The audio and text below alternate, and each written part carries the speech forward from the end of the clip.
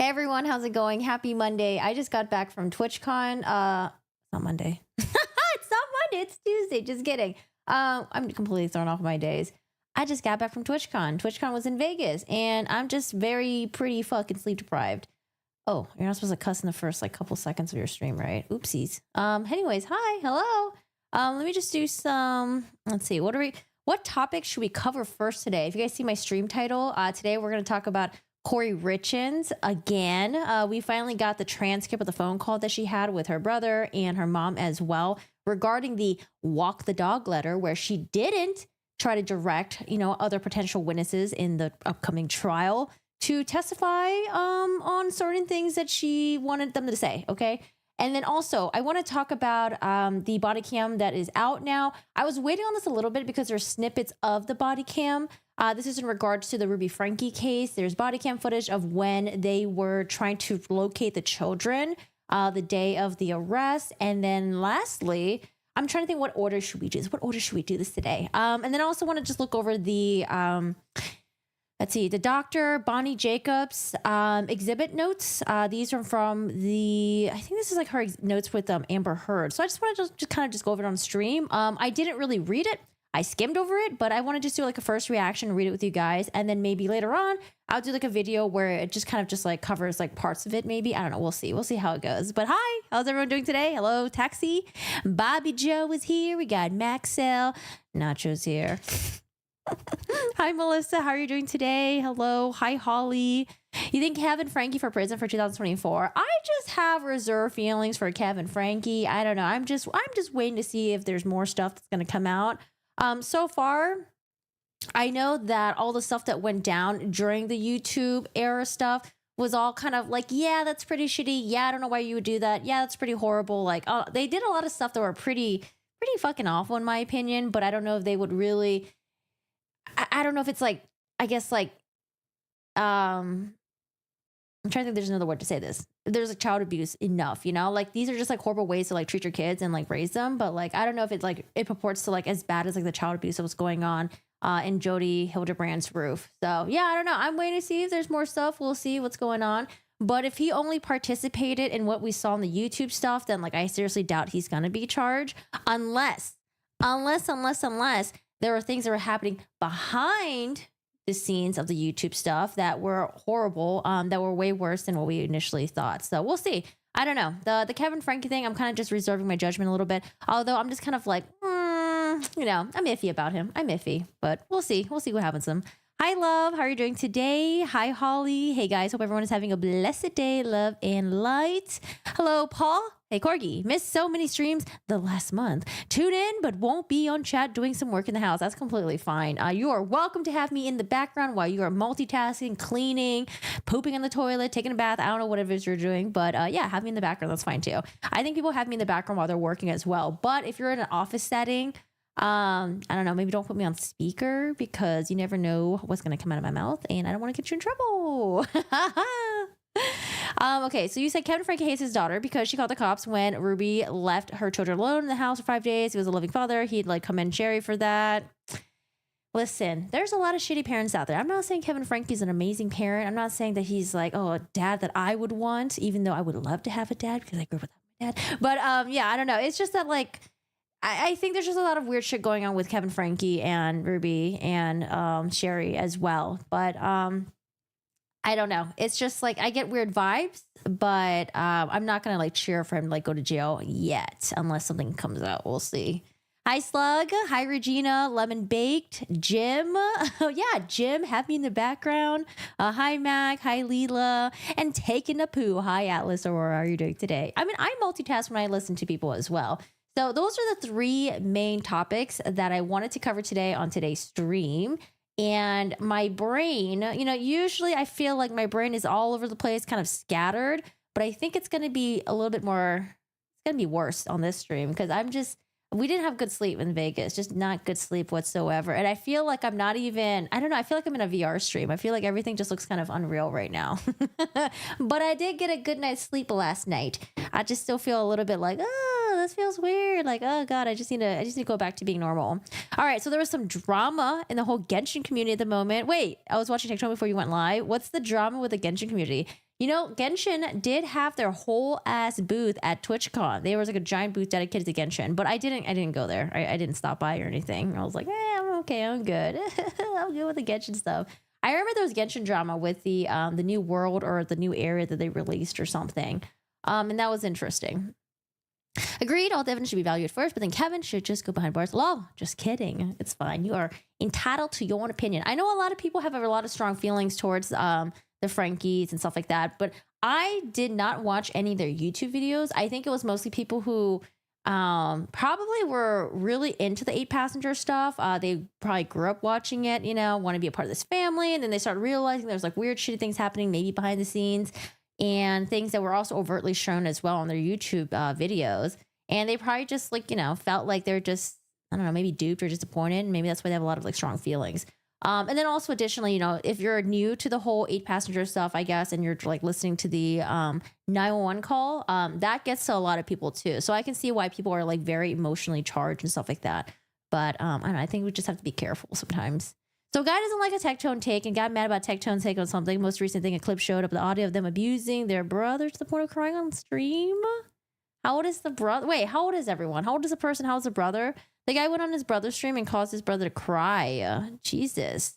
Wait, the brother, who went on who? Wait, I'm just confused. Who went on to whose? The brother was abusing his own brother or something like that? Oh my God, all the captions picking this up and YouTube's going to be like, we don't like this topic.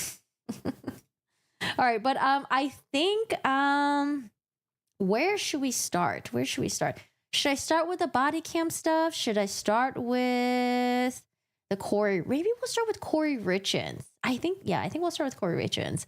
Also, how do we feel about this? Is it too bright? I usually will have my my curtains closed and then I have like the orange lights, but sometimes when I'm just like, too lazy. It's just, is it too bright for you guys? I don't know. Maybe if you guys are watching me at night and you're just like, oh my God, Kouri, your background's so bright. I can't deal with this. I'm just being lazy right now. It's like I have to pull up my phone, turn the lights on in there, pull up on my iPad, turn the lights on in there, close the blinds, like all this stuff. Is that okay? You want to start with the body cam? I'm thinking, I'm trying to think. Should I do, maybe, I was thinking maybe doing body cam. Should I do second? Let's do body cam second. Hi, Dragon Man. Lighting is fine. Okay. So I'm going to stick with this for now. I think it's also helping me as well because I don't want to be, I don't want to feel, it's like I'm going to fall asleep on my own stream, but I think the bright light is helping me like stay awake here. All right. So let's get to this. We're going to start with Kouri Richins, and Kouri Richins is a woman from Utah who's accused of murdering her husband. She has 3 children with him. At the time of the murders, I would consider them 3 young children. I think they were all like underneath the age of like 10, I believe. But she has 3 children with him, and her husband dies was it last year? It might have been last year. Her husband dies, and he somehow had 5 times the amount of, it was like the dose of like fentanyl in his system. So he passed away, and she, wrote a book about, helping her kids deal with grief, losing your dad. It's really tough to deal with. So she makes this book and she does like an interview on TV talking about it. And then later on, we find out that she is arrested. She's the main suspect for her husband's death. They found some text messages between her and like a local drug dealer where she was trying to procure some fentanyl. And this happened, I think, like a couple weeks before the death, and then maybe a couple days before as well. Like, I think there were 2 instances that they found that she was trying to procure this fentanyl. But the reason why we keep talking about Kouri Richins is because, yes, she does have her trial coming up soon. But at the same time, this woman, she kind of messing up, man. She kind of doing some things that are pretty shady, and she's being exposed for it. And let's talk about the walk the dog letter. This is a letter that was it's popped up in the news maybe like a couple of weeks ago.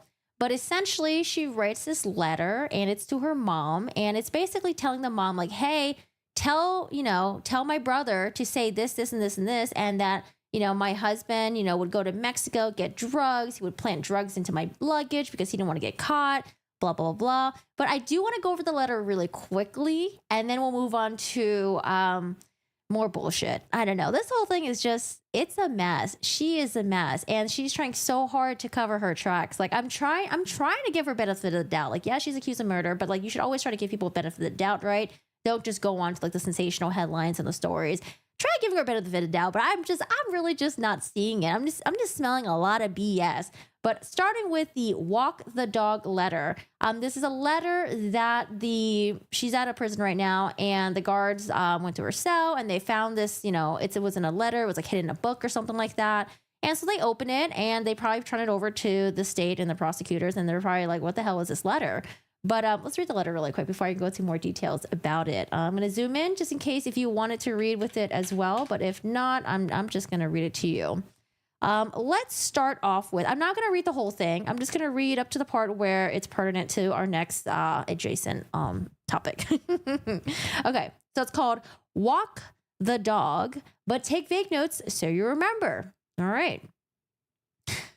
Sky. So Sky is her lawyer, and she says that Sky, the lawyer, wants to link Eric, who is the deceased husband, getting drugs and pills from Mexico. So we need some kind of connection. Her private investigators doing some kind of research on the ranch/cartel place Eric would stay at.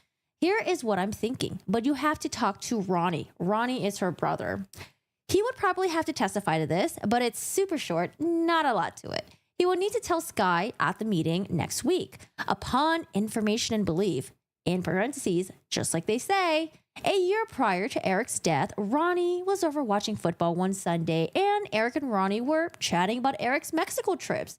Eric told Ronnie he gets pain pills and fentanyl from Mexico from the workers at the ranch.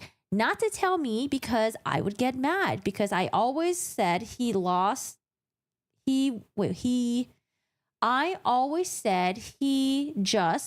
a little J there that's a little disappeared. He just gets high every night and won't help take care of the kids. So it looks like we might be throwing the victim under the bus right here in this letter. There are pictures on my phone of Eric passed out on the floor and in the chair. Kind of reminds me of some Johnny Depp stuff. Ronnie should have had texts from Eric talking about getting high as well. So I am curious to see what these text messages are going to look like. Is it just going to be like, oh yeah, we're just getting high. We're eating like THC gummies. Or it's like, oh, I'm getting high. I'm taking fentanyl right now. So I'm kind of curious what kind of text messages these are. Now, just going back a little bit, I mean, it could look like that maybe this did actually transpire, and she just wants to make sure the brother gets the story straight and just to remind him like, oh, don't forget this happened, this happened, this happened. But it's the language and tone that she uses in this letter where it doesn't really sound like she's trying to refreshen his memory. It sounds like she's just straight up just telling him, say this, say this, say this. And this might all be BS-y, but we'll see. We'll see. All right. Where was I at? Okay. So not to tell me he would get high. There's pictures of him. We have text messages of this. Okay. So Eric told Ronnie he keeps them in an allergy pill bottle in his work truck so I wouldn't find them. Ronnie never talked to me about my conversation. Eric finally told me and asked if Carmen could get some. I think Carmen is the local drug dealer that she was talking with. I think so. I'm not really quite sure. The characters from Genshin look like copies of a cartoon that I used to watch a long time ago called Candy Candy. What channel was that on? Hi, Leela. Cartel Place is an aspiring author. She should take it easy with the heavy-handed cliches. Lamau. This whole thing is loaded with the cliches, okay? Loaded with cliches. Hi, Rain. How are you doing today? Eric never wanted anyone to know he had an issue, especially get caught. He always wanted Kouri, which is her, to go down for him. When they traveled, Eric would put his drugs in Kouri's bag at the airlines right before they boarded. That way, if they were caught, Kouri got in trouble, not him. Once they got to whenever they were going, Eric would pull the drugs out of her bag and it would cause a huge fight. She was pissed. He would risk her going to jail for his drug use. He just would laugh about it. So, I mean, this could have been true, possibly, but it's just the tone of the letter that it's just kind of like in BS territory for me. And she's like, the way that she's talking about it is not like as if it really happened to her. She's just like, hey, like say it like this, say it this way. Because she's not really recalling this from memory in terms of like, using her stuff, like saying like, oh, Eric would remember how Eric would do this. Remember how Eric would put me into like jeopardy with like potentially being caught with like drugs in my bag. I can't believe Eric would do this. Like she wasn't even talking like that. The way she's talking is as if she is just telling a story. A really crappy story. All right, so that way, if they were caught, Kouri got in trouble, not him. Once they got to wherever they were going, Eric would pull the drugs out of her bag. It would cause a huge fight. She was pissed. He would risk her going to jail for his drug use. He would just laugh about it. Eric couldn't run his image that he had drug issues, so he would do whatever he had to. Kouri has never done any type of pills. Didn't like them. So now we're talking about her in an angelic light, like, oh, she doesn't do drugs. And even if she did do drugs, well, see what she says. Rarely would she consume THC, only if Eric begged her because it was a special occasion. Now, we have this in asterisks right here, a little footnote thing. Reword this however he needs to make the point, just include it all. The connection has to be made with Mexico and drugs. Ronnie, well, the messages to prove, Ronnie, the brother, will have the messages to prove Eric confided in him about getting high. It can be short and to the point, but it has to be done. Upon information and belief. LOL. It's as if she's taking this upon an information belief and she's just kind of like laughing at it. Like, guys, I figured something out. Like, okay, now we're going to do this, and this, and we're going to laugh about it because it's going to serve my purpose. And I don't know, like, she's just like, I don't know. She just seems so cocky here. They never found pain pills or fentanyl in my house because he hid an allergy bottle in a work truck. Now, I wonder if that allergy bottle with fentanyl or pain pills, if that's ever going to be recovered. Does it exist somewhere? Or is she just going to say that like, oh, it should be in the work truck. I don't know what happened to it, but it should be there. And Cody emptied it all. Oh, and Cody emptied out the work. Oh my goodness. Hold on a second. Who's Cody? Cody is someone else. So now she's given an explanation as to why those pills are not in the work truck.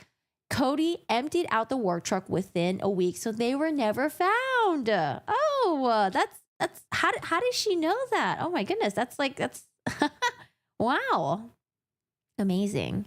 When you talk to Ronnie about this, meet up with him in person. I worry sometimes your house and phone are bugged. Maybe drive down to, is that South Carolina, and meet him after work without Bree. Maybe Bree is like his girlfriend, boyfriend.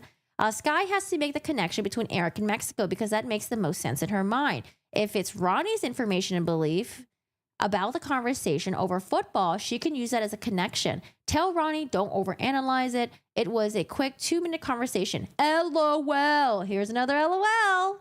Tell him I need him to do this. Bring me home and then we will get those damn bleep.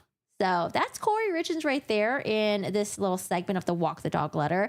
Again, this was found in her jail cell. And, we did talk about this and we covered the excuse that she gave. She was just like, oh, no.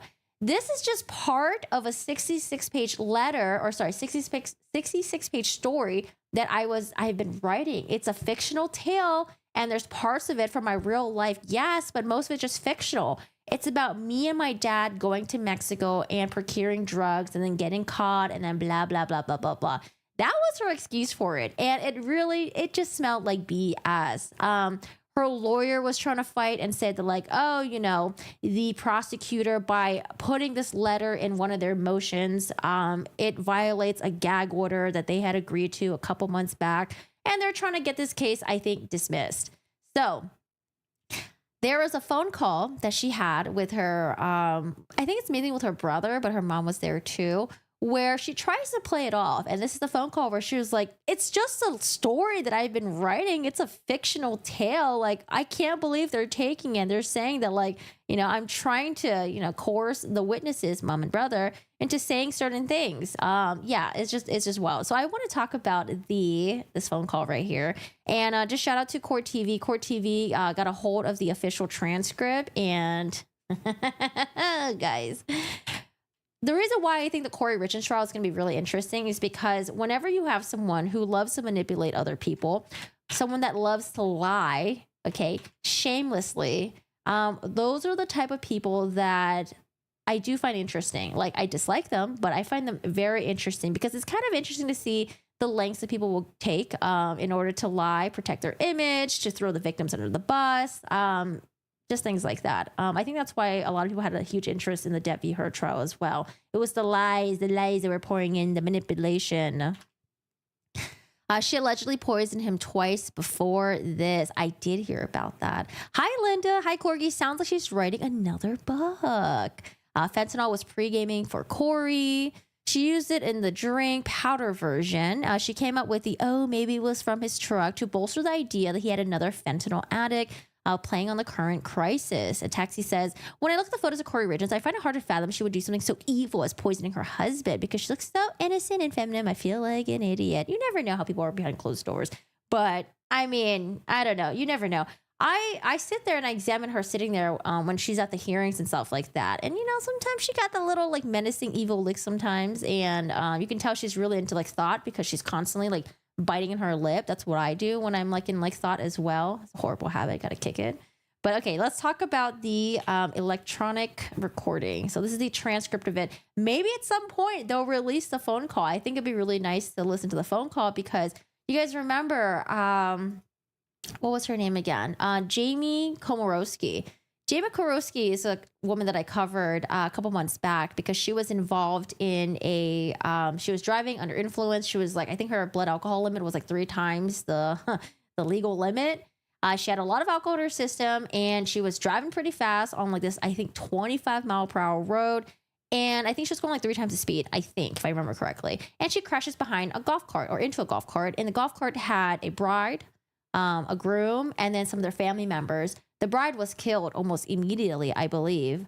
And she had these, jailhouse calls that were leaked and they were just not good. They did not look good whatsoever. So I think it's kind of interesting to listen to these, to look at the body cam footages, to see how people react when they're being confronted by the police, the excuses they give, and maybe even their nonchalantness. And sometimes even listen to the jailhouse calls as well, because they think that these conversations are private and they, you see how they really are like towards their family, friends, and other people. So I maybe we'll get to hear the phone calls. But so far we just have the transcript. So we don't get to hear like how they're actually talking, if it's like somber, if it's like, haughtiness, if it's just like, them just talking normally. But we're just going to read it and we'll just have to take the text for, it's weird. Hi, Erica. How are you doing today? Hello. That was in, South Carolina. Yeah. I think we even looked up on Google Maps to look at the area. Cause I was just like, oh, maybe this is an area where it's like in the woods and like, it's okay to drive a little bit fast. But she was in an area where it's just like, okay, like, come on. There's like, I don't know, like you really should be driving fast. It was like a neighborhood. There was like houses and stuff like that. But yeah, I don't know. Just don't drink and drive, man. Just take an Uber. Take an Uber, ask a friend to pick you up, ask some family members. I don't know, something like that. We got Uber and Lyft nowadays, okay? Just pay for it. If you can pay for the shots, you can pay for the drinks, and you can tip, tax, and all that, you can pay for a damn Uber, all right? And not get in trouble. All right, guys, so let's read the transcript. So we're going to have Ronnie Darden. Ronnie is the brother, Kouri Richins, and then I think towards the end there might be the mom. So I haven't read this yet. I kind of just skimmed through it, but I haven't read it yet. I just want to do like a first look with you guys in the chat. So we have Ronnie Darden. I'm just going to do a very, typical like deep male voice for Ronnie Darden, and Kouri Richins will just do like a female voice. Okay. So Ronnie Darden. Hey, Kouri Richins. Hi, what are you doing? So working. So what? You can call, but not text? I guess so. I don't know. There has to be some kind of a mix-up because the guy that did like my disciplinary action yesterday, he never said that I couldn't text, like message. He said I had to video call. So, but then, oh yeah, maybe.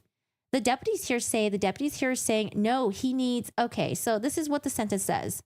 Limit phone calls. It says limit phone calls to voice only and only handwritten letters out. 90 days. For what? Exactly. What does that mean? Doesn't it like only? You literally did not do anything. Like, what the hell are they disciplining you for? And then I'm like on 30 days of lockdown, 23 hours a day, no commissary. For what? Like, they have to give you a reason for the paperwork. That's what they're saying for my paperwork that they illegally found, which I wasn't hiding, but it, for your paperwork, what does it have to do with jail? What does that have to do with your behavior in the jail? Well, I guess the jail gets to do disciplinary actions too. Is that what they're saying? The jail does disciplinary again for what? in the court, and they're trying to say like my paperwork was contraband. Contraband? Yeah, yes. Like, you stuck it in there? Like, what the hell does that mean? Well, it doesn't make, they just try to like stack as many things on there as they could. Like, there's 3 different, they're calling them findings, and they're all contraband. Means any item that's relating inaudible is illegal to be possessed or sold. So maybe he's Googling that right now. Yes. Like, what the fuck are they talking about? I know. It doesn't make any freaking, hold on a second. Oh, I don't know what she said. Anyways, I have no idea how one freaking relates to the other. It doesn't. The fucking piece of the shit Park City police told the jail what to do. Yeah, that's what fucking happened. That's what it comes down to. Well, they just keep saying that it's a letter. It was never a letter. Like, it was part of a freaking book. Like, it was never a letter. It was never in an envelope, or it was part of a book you're writing. Yeah. So I was like writing this book so basically it's like everything that's happened up until now, like the detention hearing, Yeah. Then at the detention hearing, I actually get out of jail. So it's like a fiction mystery kind of book, Uh-huh. I don't know if the brother even believes this. So at this point in this phone call, I don't know if the brother actually knows what is going on or if he's playing dumb. I'm sensing maybe he doesn't know what's going on, and she's like telling him like, oh yeah, like it's a letter, it's a book, blah, blah, blah. And like, I don't know, maybe he doesn't believe it. But again, we're reading a lot into it. These are just transcripts. It's not like I can actually hear the voice. Hi, Nicole. How are you doing today? So the bird says, uh-huh. So anyways, at a detention hearing, I actually get out and I'm like on a mission to go to Mexico to like find these pills. And I like called Dad up and like, I'm like, Dad, you got to come with me to do this. Like, it's a whole fiction mystery book. And so like, obviously it's not real. Like my dad has been dead for 2 years. Like, yeah. So me and Dad go to Mexico. And I mean, it's like this really long, like 60 something page book. And oh shit. Yeah. Me and Dad go to Mexico and we go to the ranch that Eric stayed at. And then we find out there's a human trafficking. And then I and Dad is like trying to like find out like who sold it to him. And it was like the guy in the kitchen. And then we're like, oh my gosh, we got it. We recorded it. Like, Ronnie, this is how ridiculous this thing is. I'm not kidding. So then Dad's like, oh, it's the guy from the kitchen. Like, he just sold me some. And I was like, oh my gosh, there's human trafficking here. We gotta go. Anyways, we just go back to cross the border. I get arrested because I was out of bail and not supposed to leave the state. I write you and Mom like this letter from Mexico prison. And I'm like, get me out. Like, you gotta come. Like, all this stuff, like da da da da da da da. You gotta tell them. And like, I can't believe this is happening. And then I get out of Mexico jail, and then the trial starts. And I read about the trial, who's testifying like they literally took those papers out of a story. Oh my God, are you serious? I think the brother might genuinely believe her. I don't know. Okay. Kouri Richins. Yes, that's what I'm trying to say. It's a 65-page novel. They read the whole thing. And on the front of the novel, this is the worst part. On the front of the book, it literally says, these are true events that have happened in my life, but the statements, the events, or this is surrounding. It says something like that. These are surrounding the events of my life, but the statements, the events, the way it plays out has been falsified for a fictional novel. It's called To Hell and Back. None of this can be used against me. This is only a book. Oh my God, dude. I think she was trying to potentially trying to tell her brother what to say. And then she's like, you know what? If I get caught, I got to make sure I got a cover story for this. She thought she was being real smart with this. She's like, I got to make sure I got a cover story for this. I'm going to say it's part of a book. Oh, but let me take it a step farther and write this little thing in front of it where it says, these are surrounding the events of my life, but these statements, the events, the way it plays out has been falsified for a fiction novel. It's called Hell and Back. None of this can be used against me. There's only a book. She thought this was going to save her ass. She thought this was going to cover her. I don't know. I mean, it just does not look good. It just seems like she really tried to think it through. And she thought she was going to possibly get away with it just in case they did find it in her cell. What do you guys think? Do you guys believe her? And if you do, it's okay. I won't make fun of you. Rain says Kouri's next book is called Prison Life, a guide to how to not commit a crime. Didn't she hire a ghostwriter for the previous book? I don't know. I have no idea. What in the Wattpad is going on in her head? Oh, wait, they put her ass on lockdown because of the Walk the Dog letter. Lol. It's called Walk the Dog to Hell and Back. And I wonder, since she wanted to direct, since she wanted to direct her mom to tell the brothers what to say, and she called it, okay, I need you to walk the dog. Is she just referencing the brother as the dog? Like, okay, walk the dog, tell him what to do, manipulate him, put a collar on him, and pull him here and there and like guide him. Like, I don't know. That's just it's just kind of fucking that's weird. Weird. Kouri Richins. Yes, that's why this is crazy. So they read the whole book, but only the book out of the 3 pages that they sent to them, knowing that's what it said on the front of it, like knowing that I'm talking about going to Mexico with my dad that's passed away. Like, what? Oh my God, this woman. Ronnie says, I have some more questions about that because, yeah, it definitely does not read that way, like at all, obviously, because they pick and choose. So obvious, guys. Oh God, it was so obvious that she's not trying to tell her brother what to say on the witness stand and what to tell the lawyer as well. It's so obvious. Like, how are we not getting that, chat? How are we not getting that? All right, Kouri Richins. They pick and choose. And it even talks about, like, I said something about, I want Sky to get me white strips or something like that. Da da da da da da. And then the thing is, like, so like I get locked down because I got like white stripes in, and like I don't know, some girl told me on or like something. Like I write this whole thing and then it talks about like the media, and I'm like, oh my gosh, now I'm in Mexico prison and like the media is going crazy. Like, so like some of it's like so if it's like the first chapter are all like true what, like everything that's played out, sorry, that's a lot of likes. Should I reread that without the likes? The media's going crazy. Some of it, a lot of it. First 6 chapters are all true. Everything that's played out. Okay, I think the sentence is worse either way. I don't know. They're both pretty bad actually. Ronnie says, yeah. Kouri Richins says, the last of it, it's like kind of all altered. Like, and I said some of it's true, some of it's not. Like, it's it's a book. It's a fictional book. Like, and then I said something like, the media is going to go crazy. Like, you have to tell, I don't remember who I said, somebody about doing like media. And then like Inaudible had posted like this picture of the kid. So I was like, you posted that. Like, this is so crazy. Like, get me out of this prison, blah, blah, blah, blah. It's like this long thing. That's what they nitpicked. Ronnie says, do you have like all the other pages? Yeah. Does Sky know about this? Yeah, I told her. I gave it to her. Oh my God. Kouri says, I know. I gave it to her and showed her the front of it. And it was all like in my Sky folder because I didn't know how much I can say. Like, I don't know, because it's all just, some of it's true, some of it's not, some of it's altered. Like, it's just, I didn't know what I can and can't say, like in this book, like obviously. Ronnie says, yeah. Kouri says, it's fictional. If I'm in Mexico prison, we're already going to trial. And she says, and Dad's alive. Like, Dad's, yeah. And so like, and I have like all of these pages like bent, like, so they can go together, like it's very clear. That these pages go like this together. And on the front of it says like the title, the characters, like, because I didn't change. On the front of it, I had like, your name's Vinny. I don't know why, but I have like all the characters and then what their names are going to be changed to. But like when I'm writing, it's like confusing to think like, okay, wait, who was Stella? Who was, oh yeah. Who was, so I use all of them and go back and change them to the names that are on the front of the freaking book. And it says like the title, these are the characters. These are the chapters. These are the characters. Are you fucking serious?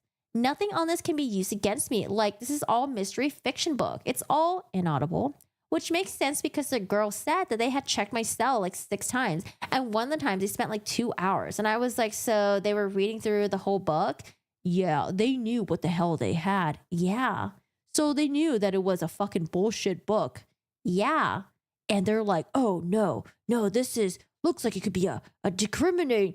This looks good. Yeah, discriminating. Yeah. Let's see this.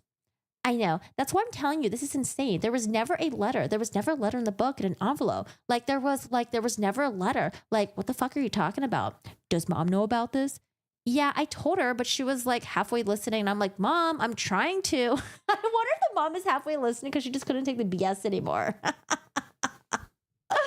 Listen, I feel like as a loving parent, you would, if your daughter's calling from prison and you barely get calls from her, you probably put all your attention, towards that phone call. You'd be listening to her.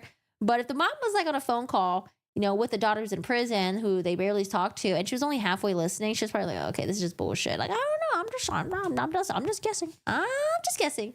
Pay me $1 for every like, please. No, pay me every dollar for every like. Okay, I'll take it.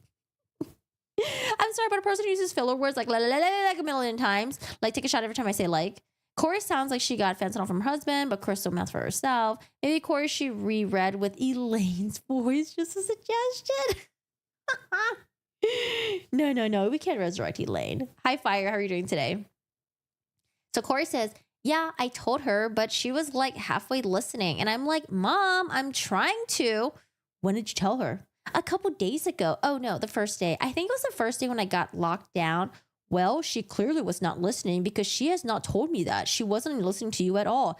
I wonder why. Kouri says, I didn't think she was. And I'm like, Mom, are you hearing what I'm saying? And she's like, yeah. So anyways, I'm like, oh my hell. So I didn't. I was like, okay.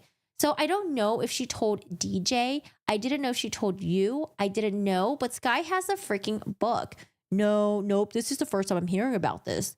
Yeah, it was pretty interesting too. Like they go and we're like, Dad and I, like we're hunting and we're like the Mexican guys were on the cliff and we have to pretend like, you know, like how we are. Like Ronnie, it's such a detailed book. I'm not shitting you. Like what the fuck, man, is happening? And then like we find out about Marco, a guy in the kitchen. She keeps repeating herself. Like now she's just trying so hard to convince because now she knows that like, okay, maybe this phone call is going to be leaked. She's trying so hard to convince us, the people, the viewers, that she's telling the truth. Because at this point, she just keeps repeating herself. And I feel like the brother's just like, okay, I'm just being used as a tool here as a way for you to just try to speak to the public about your defense, about this book that you wrote. Jesus. Give her the like button. I got PTSD from needing to recover from what if any. We'll never recover from that. Ever. Okay, so she's repeating her story again. And then like we find out from Marco, a guy in the kitchen, is the one that sells the pills. And we get some from him. And there's like all these like 15, 16-year-old girls there that are like getting human trafficked because they have this like 4th of July party. And like, why do they have a 4th of July party? That doesn't make any sense. Wait a second. Is the brother criticizing her story now, the sister's story? Kouri says, yeah, I know. And even says it in there, like, we, you know, Mexican, like, we don't know if they're going to have a party, like an Independence Day, because we're in Mexico, but, oh my gosh, dude, wait, hold on a second. Did she, like, overlook that? Did she say that people in Mexico were having a 4th of July party, and then the brother is, like, being a little bit pedantic, and he's like, wait, why would they have a 4th of July party in Mexico again? And she's like, oh yeah, true. That doesn't make sense. But I mean, like, you know, they're just having a party and like, okay. So the brother says like an Independence Day. Kouri says, because we're in Mexico, but the brother's like, oh, Kouri says, because I had just gotten like released on detention hearing and I want to get to Mexico, like right ASAP. So it was like we were getting to Mexico like on the 3rd. And then like Dad says, well, this would be perfect. Maybe they'll just celebrate anyway. That's when like the party and the drugs will come out. Wait. Oh, Jesus Christ. I think she's trying to lie on the spot right now. She's trying to lie on the spot. She's trying to come up with a story on the spot. I think the brother's genuinely confused, possibly. And she's like, shit, Ronnie, don't make me explain this part in my story that doesn't make sense, okay? Jesus. I mean, maybe Mexicans do celebrate 4th of July, you know, even though it's not America. Okay. And I was like, okay, cool. You know, good idea. And then we find out that they're really having a party and like they bring in truckloads of beer and all this stuff. But really, it's not just a party. It's like a sale. Like this word, girls, like, yeah. And I rate how like all these guys and women are dressed to the T, but then like they have these like 15 and 16-year-old girls with them that are like their makeup's running down their face and they're like, you know, rocking back and forth. Like you can tell they're so drugged. And then I overhear a conversation with some guy that says, hey, I'll give you 10 grand for that girl. And that's when I find out like it is really, oh my God, no, dude, everyone is blowing. Apparently, I don't know. You know, I don't watch the news, but no, they're all blowing up about this. I don't know. I wonder if the brother, once he got past the headlines and then actually read the actual letter, was like, oh, wait, actually, yikes, sis, this actually does look pretty bad. Get past the headlines, okay? Kouri's like, yeah, like, so that's fucking unreal. Like at one, you know, at some point, I hope Sky's going to say like what it really is. I'm sure that she will. I don't think that anybody knew. Like Mom told me this as I was going in to do, I was a little bit busy and I was like blowing up and then I get a call from a reporter and I was like, I don't know what the fuck you're talking about. Like I was pretty damn pissy with them because they're like, they instantly asked inaudible. I was like, how the fuck do you even know about this? And she's like, well, they're talking about this and this. And I was like, what are you talking about, dude? I don't know what you're talking about. Like, I got pretty shitty with them. Uh-huh. But yeah, no, like apparently you're freaking, it's all over the damn place. So, I mean, that's real good now. I'm sure that Sky's going to come out and say it. I hope so. It's even like dated back to when like, it's just so crazy how like out of context everything is. Yeah. And it's like, oh, you took those pages, but you forgot the rest of it. Well, duh. Right. Like, it's because they don't want to read the rest of your shitty story, okay? They know what was the meat of it, and it was probably you trying to get your brother to say certain things to your lawyer and potentially on the stand in the future at some point. So, yeah, they didn't release the whole shitty book, okay? Just the part that pertains to you possibly engaging in witness tampering. Yeah. All right. Darn. Ronnie Darden. Yeah, like, no, it makes Sky's thing was actually really good. Like they all did it illegally, first of all. Secondly, the gag order doesn't fucking like, it's already out in the public docket. It's already out in the public eye. Like they're trying to fuck her entire trial. Uh-huh. And if it comes out, you know, even when it comes out as a book, like, well, so like this is all, they're trying to fuck her entire trial to taint the damn jury. Oh, okay, we're becoming so insightful now. Hi, Alice Aurora, how are you doing today? How does she write a book? Hope she doesn't write like how does she write a book? Hope she does not write like how she talks. I mean, she wrote a kid's book. I mean, you know, it's not like the kid's book is like essays and like pages and what's it called, like paragraphs and paragraphs long on one page. It's probably like what, 2 sentences a page or something like that. If you ever see me IRL, you start saying every other word, I will legit just scream in your face and just walk off. All right, Kouri says, Ronnie says, and it's obvious that's what they're doing, right? Because they're that desperate. It's just so unbelievable. And that thing you were looking for the other day, they did not do it. I'm telling you, it was not done intentionally. The thing I was looking for the other day, yeah, the inaudible. Oh yeah, inaudible. Yep. I wonder what they're talking about here. They didn't do it intentionally. Intentionally did not do it. No, they did.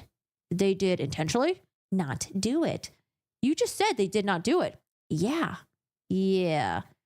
It was never done. That specific thing was never done. And they made sure it was never done intentionally. Yeah, that is bonkers. I wonder if the brother knows what she's talking about or if he's just trying to play along because he's just confused as hell. Like we are. Kouri says, yeah, these fucking morons. Because if it was done, it would show, you know, that they fucked up. Yeah, holy shit. Yeah, I can't. Inaudible. No, she didn't. Huh? Go ahead. Oh, no. I knew she wasn't like paying attention when I'm like trying to tell her, but you know how she does. Yeah, well, mom was just on the phone with Sky and she said, you're not allowed to call her anymore. Wait, what?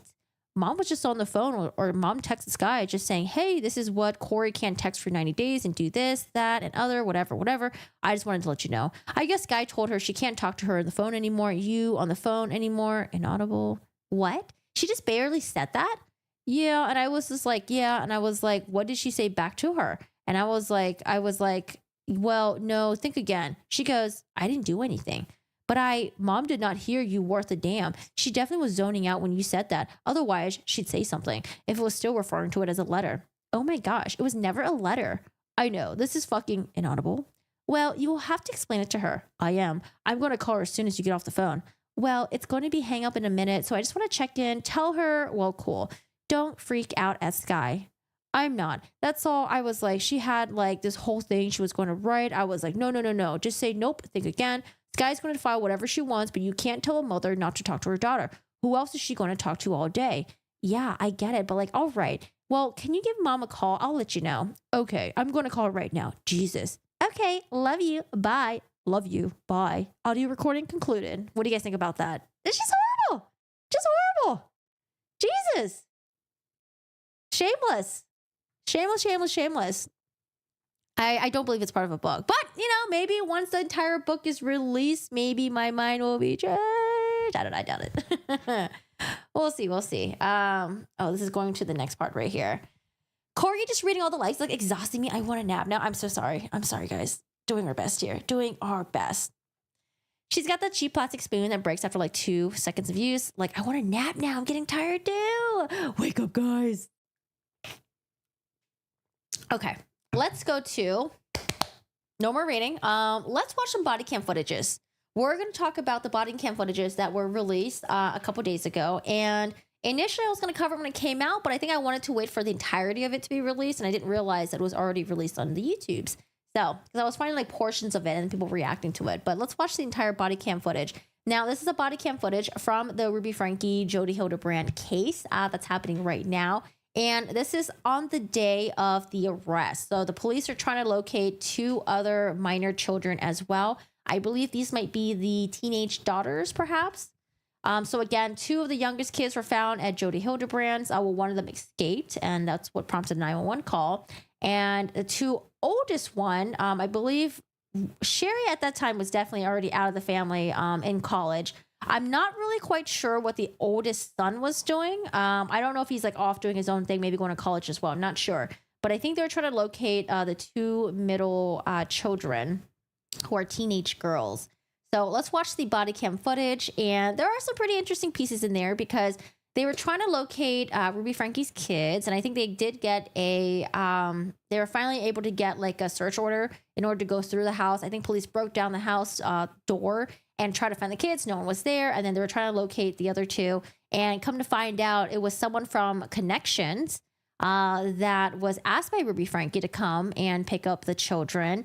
And she brought the children to their house, and the police shows up at the doorstep. I'm cutting the word like from my vocabulary. Who is most nuts? Kouri, Ruby, Hildebrand. Can we just say, I mean, right now we know the most, I know the most information about Kouri. Ruby, I'm starting to learn a lot based on the YouTube videos that are being released. And I mean, I think Ruby was nuts too.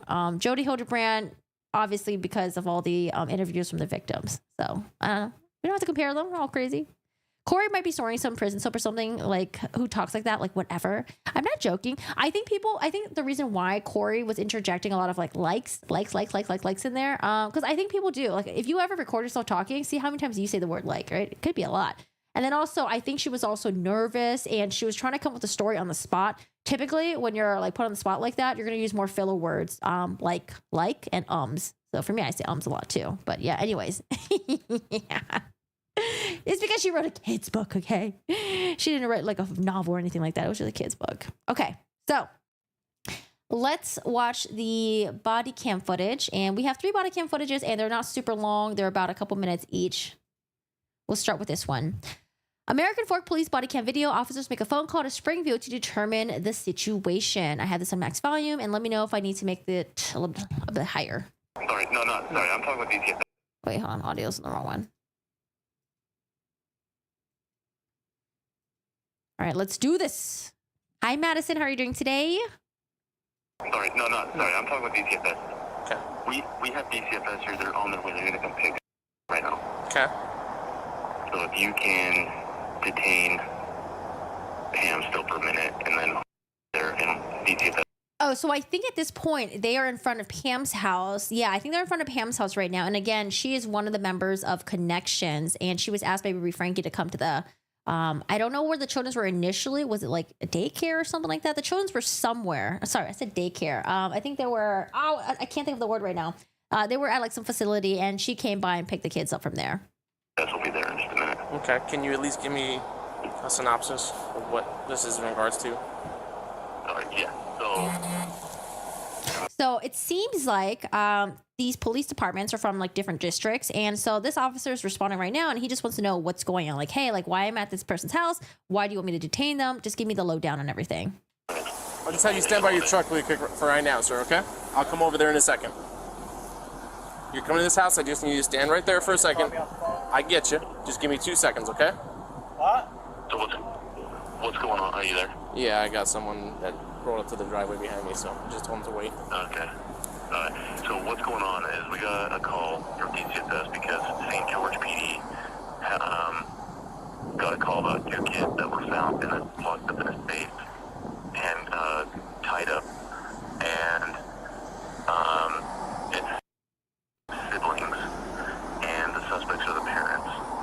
Okay. But St. George has mom and dad detained down there, and they are doing some interviews right now to kind of figure out everything that's going on. So if you look at the body cam footage time, it's 6:34 p.m. I don't remember initially when the 911 call was made. I might have it somewhere in my doc. I don't remember the time. There's there's one other sibling that we're still looking for, that are considered still dangerous, and DCFS has a warrant to take them both into custody and into state's custody. Pam was seen picking up the Springville Rec Center around 1:15. Ah, the rec center. Sorry, I said daycare earlier. Rec center. That's what I was Today, looking and for. that's how we kind of figured that out and had you guys go out there. So we're still kind of figuring everything out, but that's the basis of it, is that these kids there's a warrant to take them into state custody. A couple of them are found and malnourished and bound and locked in a safe. So Okay. that's where we're at, and then we're still looking for the other one. Okay. But I think DCFS is on their way right now. Can you confirm the address that you're at right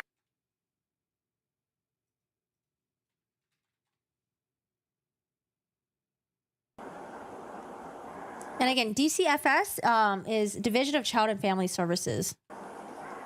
Okay. All right. I'm going to make sure that they have that right address, and then they're already on their way, so they should be there shortly. Okay. To take the So, baby. is it just then there's not an arrest warrant for Pam? No. Hey. Okay. Yeah, so she's not being arrested. They just want to probably just detain her and just ask some questions. All right, what is the chat saying? This is at the girlfriend who had the kids, right? This is at one of the Connections members' house. Ruby Franke had called her earlier, was like, hey, there's a family emergency. Can you pick up the 2 kids from the rec center? Kouri Richins reminds me of Letitia Stalk and Suitcase Sarah Boone made a baby together. Yeah, there's just something about these female killers or alleged killers that are just interesting. I just find them interesting to me because it's like the lengths they will go to lie and to be shameless about it. And yeah, it's wild. I may or may not be pretending I'm a child again and eating bugles. Yes, I'm putting them on my fingers like claws. That's the only way to eat them. Hola, Corgi. Hi, Andrea. How are you doing today? I eat soup with a fork. It makes dinner last longer. No, you did not. You know, I stopped using spoons. I just pick up the bowl and just slurp it up. It's easier. You don't have to clean another utensil. Putting bugles on my list. Forgot about those. The true punishment is making people eat soup with chopsticks. Just pick up the bowl and just drink it from there. In the UK, DCFS sells sofas. Lol. Hi, Miss Mentats. How are you doing today? You should try chopsticks. Make soups delicious. AKA absolutely nuts. All right, back to the body cam footage.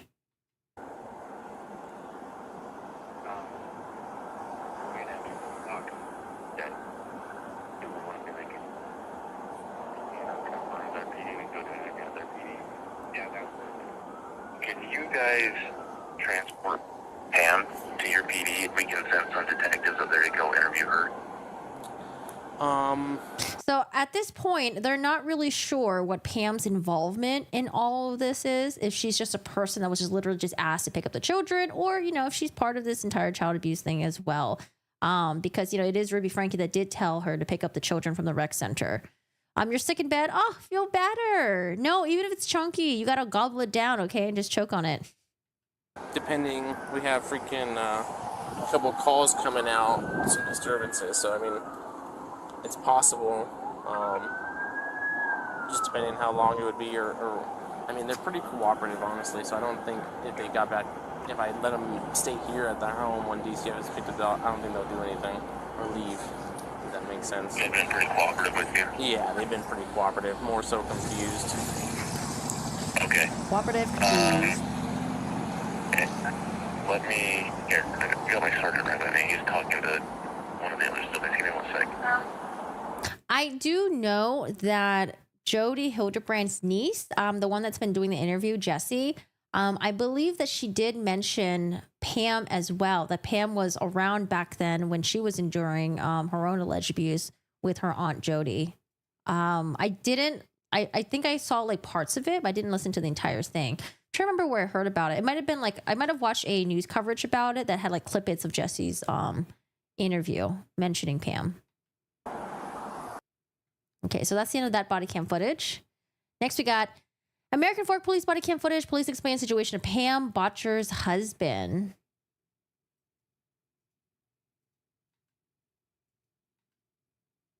So her parents today were under investigation for a child abuse, child neglect. DCFS went to the home with Springfield Police Department. Can't really see the face, but I'm like, does he look like he's surprised? Does he look like he's in shock? Does it look like he's like, holy shit, like what the hell? Is that true? Because, you know what, if police came to me and they're trying to investigate me for picking up my friend's child, and they tell me, oh, your friend's being investigated for child abuse. I go, what the fuck? What? Like, seriously? It would just be like, oh, okay, But, you know, the sun's in the background. I can't really see his face very clearly. Or maybe he's just a really calm person. And found children in the basement, malnourished and locked in safe.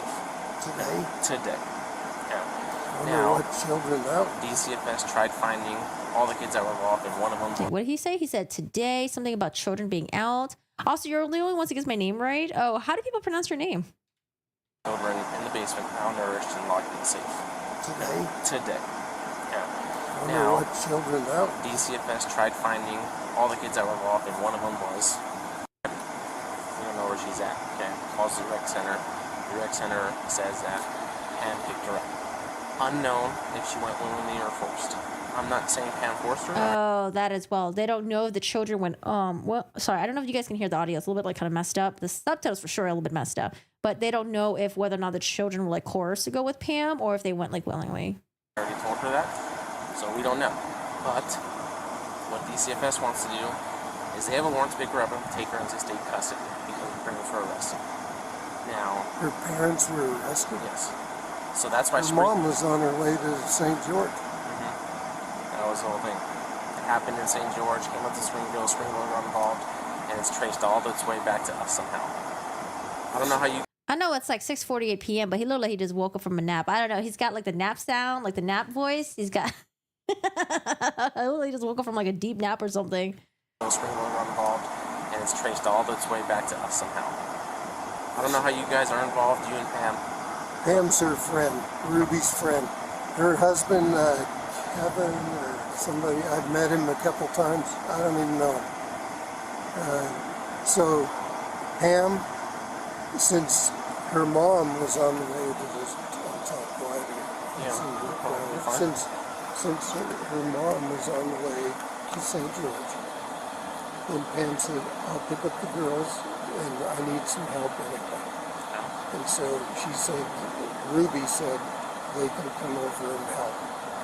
And so they've been helping clean. We have guests coming from Costa Rica tonight. That's what Pam said.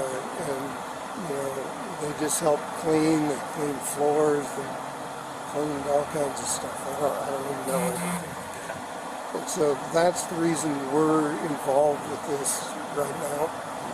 I don't know, man. That is a little bit weird too. It's like, oh, okay. It seems like Pam was like really happy or willing to pick up the children because she's like, oh wait, I need an extra pair of hands. I need more hands to help me clean this house. Like, just fucking clean the house yourself. I don't know. It's like interesting. I don't have any friends yet that have like adult children. It's like, would I be willing to pick up someone's kids and be like, oh my God, can you help me clean the house? Like, clean the house? No, clean the house yourself. Get your husband to help you clean the house. Do you have other kids? That's the reason we're involved with this right now, just because Pam went over and Ruby knew that she was coming over and getting the girls, and she got the girls. Jesus. Okay, next one. Now this is Pam right here, so I was using her as a thumbnail.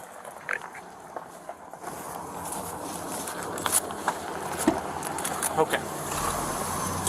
So, like I told you everything that I know, right? And as soon as I find out, I tell you kind of thing, right? Pretty transparent, okay?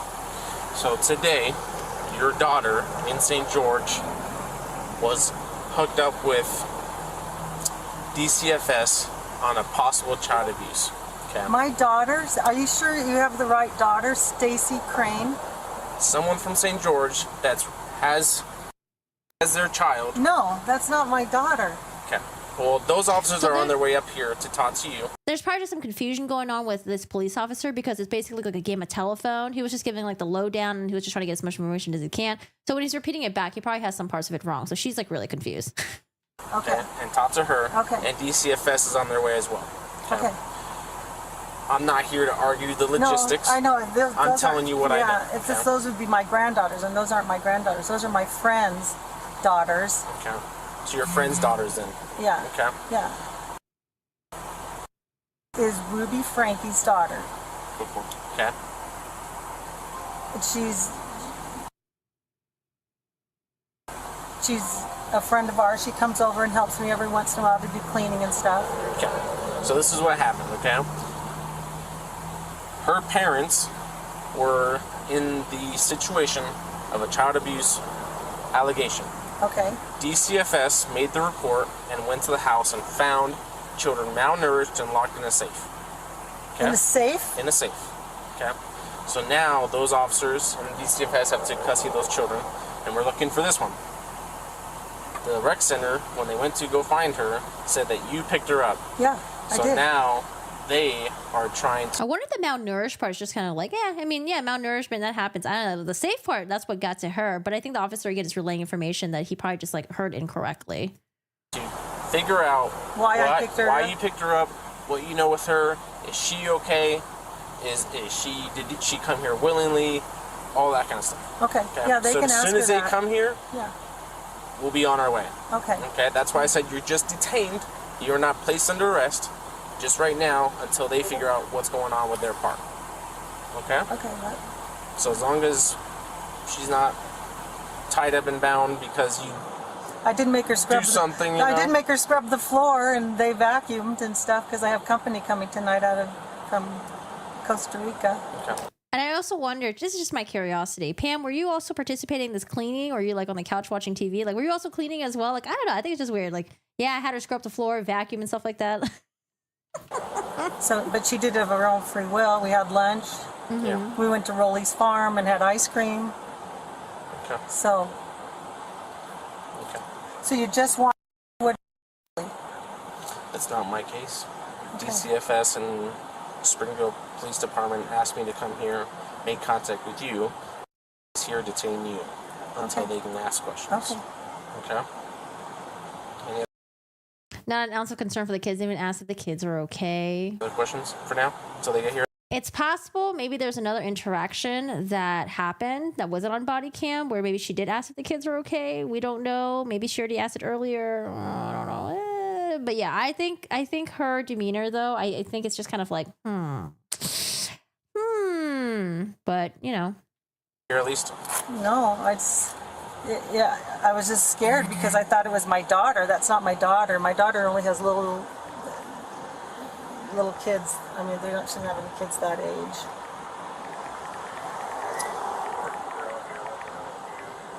Sorry.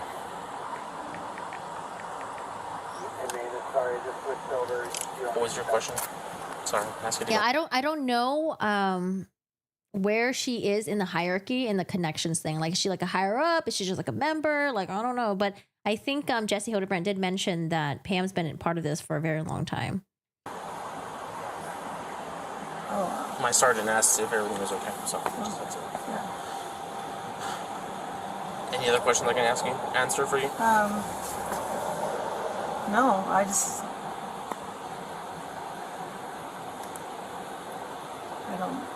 don't understand why having her come to my house. Who, her? Yeah. Because they don't know whether it was voluntary or not. I think is the first problem. See. Okay. And the second problem is since those children are, I don't know the full details of how mistreated or how malnourished those children are. Okay. All I know is that's the words and treatment that they used. Yeah. Which means that they are severely concerned of her well-being and every child that's in that home. Okay. So they'll just have to talk to her and yeah, I don't know. It just seems like the malnourished part just gets kind of glazed over. But I could be reading it into a lot of this. Because I've been a part of many DCFS cases where as soon as the parents are hooked up, kids are taken. If there's any kids that aren't in the home immediately when the kids are taken, guess what? They're scurrying around. Other family members are picking them up that way. The parent can come back and grab them before DCFS takes them. Oh, right here. Let me pull up really quick. She the president, ma'am. Our business team. Pam Botchner is the president of Connections Foundation. She has a degree in interpersonal communications. She's a mother of 7, grandmother of 14. She has served for 6 years on Timpanogos Symphony Board for Directors and 2 years on the Utah Metropolitan Ballot Board of Directors. She's the damn president. Okay. Maybe I did look this up and I forgot about this. She's the president, y'all. All right, let's go back. Yeah. I'm telling you, you may be a good person, but there's a lot of people in this world that aren't. Right. Well, if DCFS is supposed to take her, then they can take her. I mean, I'm not going to try to fight that. I mean, you know. That's what they're going to come talk to you about. They left already, so they should be here in the next 10, 15 minutes. But Springville just left as I got off the phone with him, so he's probably going to be about 20. DCFS. Do you guys know, have you guys seen Penn Botchner in any of the videos that were uploaded on Instagram or Facebook? Is she the face of it as well as with like Jody and Ruby? Or maybe used to be the face of it? Whatever it is coming. Yeah, so DCFS will come for their part for, and then the detective. So they're just going to ask her if she came willingly to my house and if everything is okay? And she has to be taken into state custody. Oh, she does? Okay. Because I think her parents were arrested. Okay, so I'm just wondering why they don't want... I don't know. Maybe they already... No, I have her. She's in my house. She's in here? Yeah. I didn't get told. When you're asking that. Okay? Yeah. All right. I'm going to go brief your husband so he's not worrying about you. Okay. Just give me a second. Yeah, I'm going to be honest. I don't know too much about Scientology. I hear about like the celebrity stuff, but I'm just learning a lot about like the whole LDS church. All right. Last body cam footage of Pam, the president of Connections, on the same page as Ruby Franke. Have you ever had anything like this happen before where you picked up the girls? Oh, like, hey, we need you to watch the girls. no. Maybe they're part of DCFS, possibly? Everything else has been said, like they wanted to learn how to make jam, and so they had a whole bunch of strawberries and raspberries, so I went down there. Things like that, but so I have interacted with them and we've done stuff, but it's usually to make jam or learn how to sew or do something, or like someone has a play or something, we go to see it or something, but not, they have come to my house before and done to clean or weeding and stuff like that. Okay. Oh my God, weeding, lawn work. I'm going to tell you guys something. Weeding, lawn work sucks ass. Okay, I hate it. It's so bad for your back. Okay, sorry.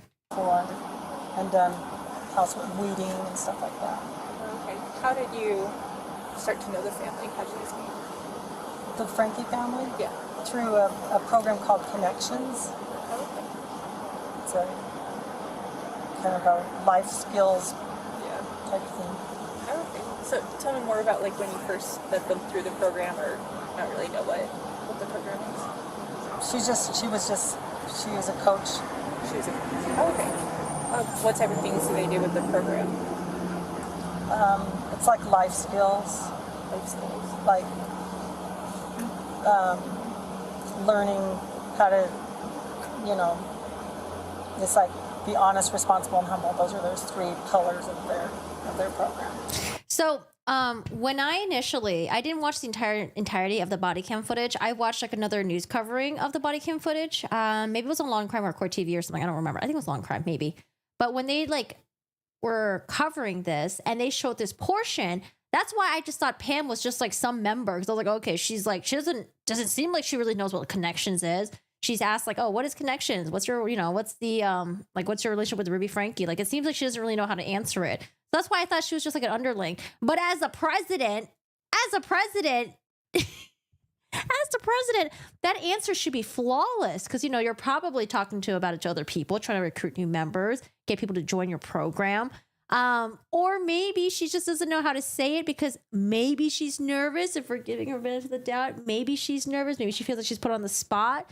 But to me, it just seems like she's a little bit fumbling and she doesn't know how to describe it because maybe, maybe there is some weird shit that goes behind the scene and she's just like, it's just, the life coach. Yeah, I'm just life coach. Yep, life coach. Yep. We just teach people life skills. Yes, life skills. Yes. I don't know, man, because I feel like if you're the president of it, you should be pretty flawless with your answer when they ask you, oh, what is your business? Like, well, you're the president of this company. Like, what is it? But, if we gave her benefit of the doubt, maybe she's nervous. I'm making a face when I'm saying that. Okay, let's go back. I just want to just re-listen to this part a little bit. House weeding and stuff like that. Okay. How did you start to know the family? How did you guys meet? The Franke family? Yeah. Through a program called Connections. Okay. It's right. And it's kind of interesting. She doesn't mention that she's the president of it. Like, oh, through a program called Connections, I'm actually the president of it. Maybe Kind later. of a life skills type thing. Okay. So tell me more about like when you first met them through the program, or not really know what the program is. She was a coach. She was okay. Like, this is me answering questions to the interviewer on my first job interview as a high schooler, being fucking nervous and not knowing how to answer the questions. Okay, Pam, you can do better. What's going on, Pam? What type of things do they do with the program? It's like life skills, like learning how to, it's like be honest, responsible, and humble. Those are those 3 pillars of their program. Is there like a meeting place for you to meet, or is it kind of a virtual No, place? it's online every Saturday morning. It's called Empowering Joy. Okay.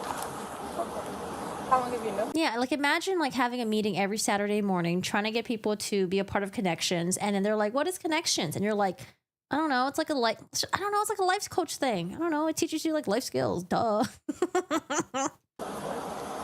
Oh, geez. Ish.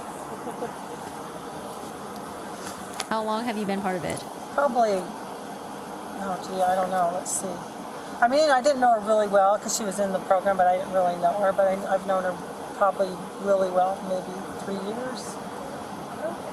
Is this like I don't know. We got a lot of mixed answers with that response. So I guess like they were asking, how long did you know Ruby Franke? She's like, I didn't know her very well, but I knew her very well, but I didn't know her very well, but I did get to know her very well for the past 3 years. Like, I don't know if she was trying to put some distance between her and Ruby Franke, but I don't know. That answer was just kind of like a mix up. like a program that she started, or is it just one that she kind of? She's just a part of it. She's just part of it. I think that's all that we got. And that's all that we got for the body cam footage with Pam watching her. Again, she hasn't been arrested or anything like that. But, maybe when they start doing more of a deep dive into Connections, I don't know. We'll see. We'll see. Maybe what they practice at Connection is not what Jodi Hildebrand is actually practicing in her own private time. Or maybe it is. We'll have to wait for more information to come out. But that was the body cam footage that people have been talking about recently with Pam Bochner, who is the president of Connections. She's the president of Connections. Imagine being the president of something and then having a hard time describing your company. I don't know. Maybe she wasn't really into it. Maybe she's not really enthused about it. I don't know. Maybe this is like her side project and they just put her face on there. I don't know. Maybe Pam lost her bedroom privileges and is sleeping on the floor. All right. That is the body cam footage that I wanted to cover. And if you guys want to watch the body cam footage, when I make the YouTube video, I will link the body cam footages in the description if you guys want to watch it on your own time as well without my interruption. But it's also uploaded on the KUTV YouTube channel. But just ending a little bit more. Sorry, I wanted to mention. Let's see, it was the body cam footage. Oh yeah, let's talk about the post that Sherry Franke made on her Instagram recently. She posted recently on her Instagram. Let's see if we can zoom in a little bit. So Sherry Franke, again, she's the eldest daughter. She was the one that was accused of burglarizing into the family home, stealing some passports, some digital journals, some other stuff as well. And her dad called the police, wanted to report a burglary. And this was about a day or two after the arrest of Ruby Franke, his wife. This was after the arrest of, her being accused of child abuse. And he essentially, wanted to report a burglary and said that Sherry was not allowed into the family home, that she came in, she stole some stuff, the door is broken down. I believe the police explained to him that, the door is broken down because we broke down the door because we're trying to locate your 2 children at the time during the arrest of your wife. And we had the body cam footage that we did watch briefly. It was really short, it was like a minute or two, where he does go to the police station. He retrieves his items because Sherry Franke, she returns items pretty quickly. And so he's kind of wondering why she isn't being charged, and he seems a little bit confused. And then he was going to talk to his lawyer about it. But this is Sherry Franke right here. She's the eldest daughter. And this was posted about a week ago. She writes, There's literally not even words to describe how upside down my life has become. I've cried, had infinite numbers of panic attacks, had way too much ice cream, and yet life goes on. Therapy has literally saved me, but God has too. My life is somehow becoming more beautiful and fulfilling, despite all the terrible things going on. I try to live my life to the fullest the last few weeks, even though all I want to do is hide in my apartment. I do have my days. Tomorrow is another big court day, and I appreciate your prayers and thoughts for my family and myself. Words can express the gratitude I feel for you all, and I feel for your love. I think the court date that she's referring to might be the custody hearing case regarding her siblings, because there really hasn't been much development with Ruby Franke and Jodi Hildebrandt's hearing right now, because last that we heard was that Ruby Franke's lawyer said they had like a bunch of evidence coming in. They need to look over it. And the court was just like, okay, well, like, let's just push this until later on, but we don't have a determined date set or anything like that. But the only thing that's like is happening right now is the child custody hearings, whether or not the father's going to get custody of the children, whether or not they're going to be with the state. I don't know if it's even an option for the children to even go with Sherry. Like, yeah, she's an adult, but at the same time, like, she's also like a student at a university, probably very busy. But so I'm not really quite sure if she was even a contender, you know, or if she's there to support her dad. We'll see. But there is another hearing that's happening soon. It's actually for Ruby Franke. It has nothing to do with the current stuff that's going on.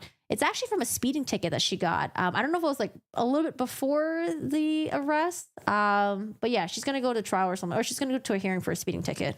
That's the only thing we hear about. Anyway, so yeah, this is just Sherry right here. You know, she's just trying to, it must be tough. Having this whole thing aired out and then having your mom arrested, dad, you know, people are hating on your dad, and then your siblings. Like, I don't know, this is tough. It's a lot for her to deal with, but kudos to her, you know, for being really mature about it. She was like, she's like, what, 21, 22 years old? Yeah, that's tough. Like, people, even though you're considered like an adult, oh, sorry, I think she's 20 years old. Sorry, she's 20 years old. Even though you're considered an adult, it's like, not really. There's still a lot of things you gotta, you know, kind of go through and mature. She tried to flee. No, she didn't steal her own passport. She had her dad, her mom's, and her older brother's passport. Not quite sure why, but yeah, she had the passports. But I do want to share with this because, you know, we did see that there was possibly tension between Sherry Franke and her dad in regards to the burglary thing. But we do have a footage of them, you know, going to the child custody hearing child welfare hearing. And it looks like, I don't know, the older siblings, dad's right there. So this is one of the older siblings, the brother, dad's right there. Randy Kessler, who we've been watching, giving interviews, and we see Sherry Franke in the back as well. So maybe maybe they're just appearing to court together, or maybe they've united together. We're not really quite sure, but they're all walking together. And I think people are mentioning like, oh, they were like kind of like laughing and giggling as like they were going to the courtroom. It seems like everything looks a-okay, but I don't know. Can't post links, but if you search the keywords, you'll find it. If you're in my Discord, you can post the links in there. That's what I usually have people do. Just post the links in my Discord, and I'll take a look at it. Sherry took passwords because she didn't want Ruby or Dad to flee from justice. Like, I would assume that. Yeah, that's possible. That is possible. You've been curious to see that. Heard some people talking about it. Doesn't seem like it's a big deal. You suspect something lesbian going on with Jodi and Ruby. I think people ask that as well in regards to just Jodi. And I think her niece did say that she made like an offhanded comment in a conversation once regarding that. But yeah, she like doesn't really know. That wakeboarding video was solidified it for you. Wait, what's the wakeboarding video? I have no idea what that is. But yeah, that's it so far for the Franke family and Jodi Hildebrandt and Pam Bochner. I just want to talk about that. Next thing, let me drink some water really quick. The next thing that I wanted to chat about was we're just going back to the Amber Heard therapy notes. So we were reading what prompted all of this? What were we reading again? How did I forget? Oh, Jennifer Howell. Okay, so the Jennifer Howell deposition, the transcript was released, so we read that, and now we have the release of a lot of evidence that was a lot of evidence for trial that we didn't actually see during the trial, but these are still part of the evidence. And it was all uploaded by deppdive.net. So I think they personally probably paid for it. And then they also have some other people as well that paid for parts of it. And I believe this portion that I'm going to read, I don't know if these are part of the unsealed docs. Because if you go on deppdive.net, there was a little part at the top where it's like, oh, these aren't part of the unsealed docs. But I don't know if it only meant for like the first half of the portion, because there's like a little bracket that kind of separates the evidence. So I wasn't sure if it was pertaining for the entire page or just like for the first half. I think it was only for the first half.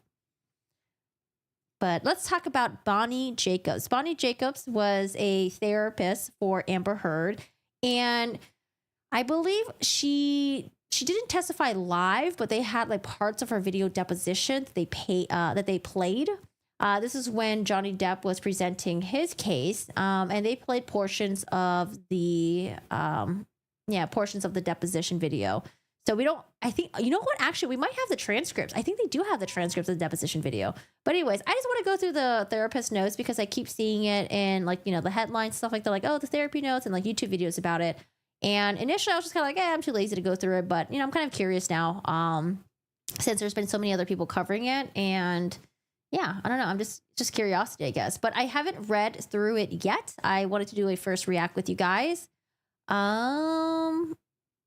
It's all in cursive and it's gonna hurt our eyes. So I'm just gonna go to this version right here where someone actually did type it up, and this is gonna be way better in my eyes.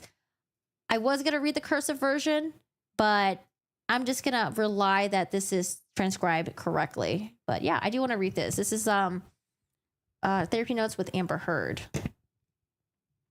Oh yeah, so join the Discord if you haven't already. This is the link for the Discord. We do have a true crime section if you want to discuss true crime stuff there, but we also have a section for other stuff too, for, you know, if you want to like get away from the true crime stuff and you just want to share cute pictures of your dog or food that you made. I don't know, just random stuff. So it's like a community hangout. Feel free to join the Discord if you want. Oh, a little stretch. Oh my God. Okay. Well, I worked out yesterday, so I can't wait to go to my foam roller after this and stretch out my calves and stuff. I actually want to watch her movie. The new movie that Amber Heard is in. I do want to watch it. It's a horror movie. I like horror movies. But yeah, I want to check it out. Where is it? Is it on any streaming service or anything like that? I can post a picture of my spoon. What is this? Is my soup and my fork? What is it on? I'm curious. I want to watch it. I'm very curious. Is it on like Paramount or something, or Tubi? What other streaming services are there?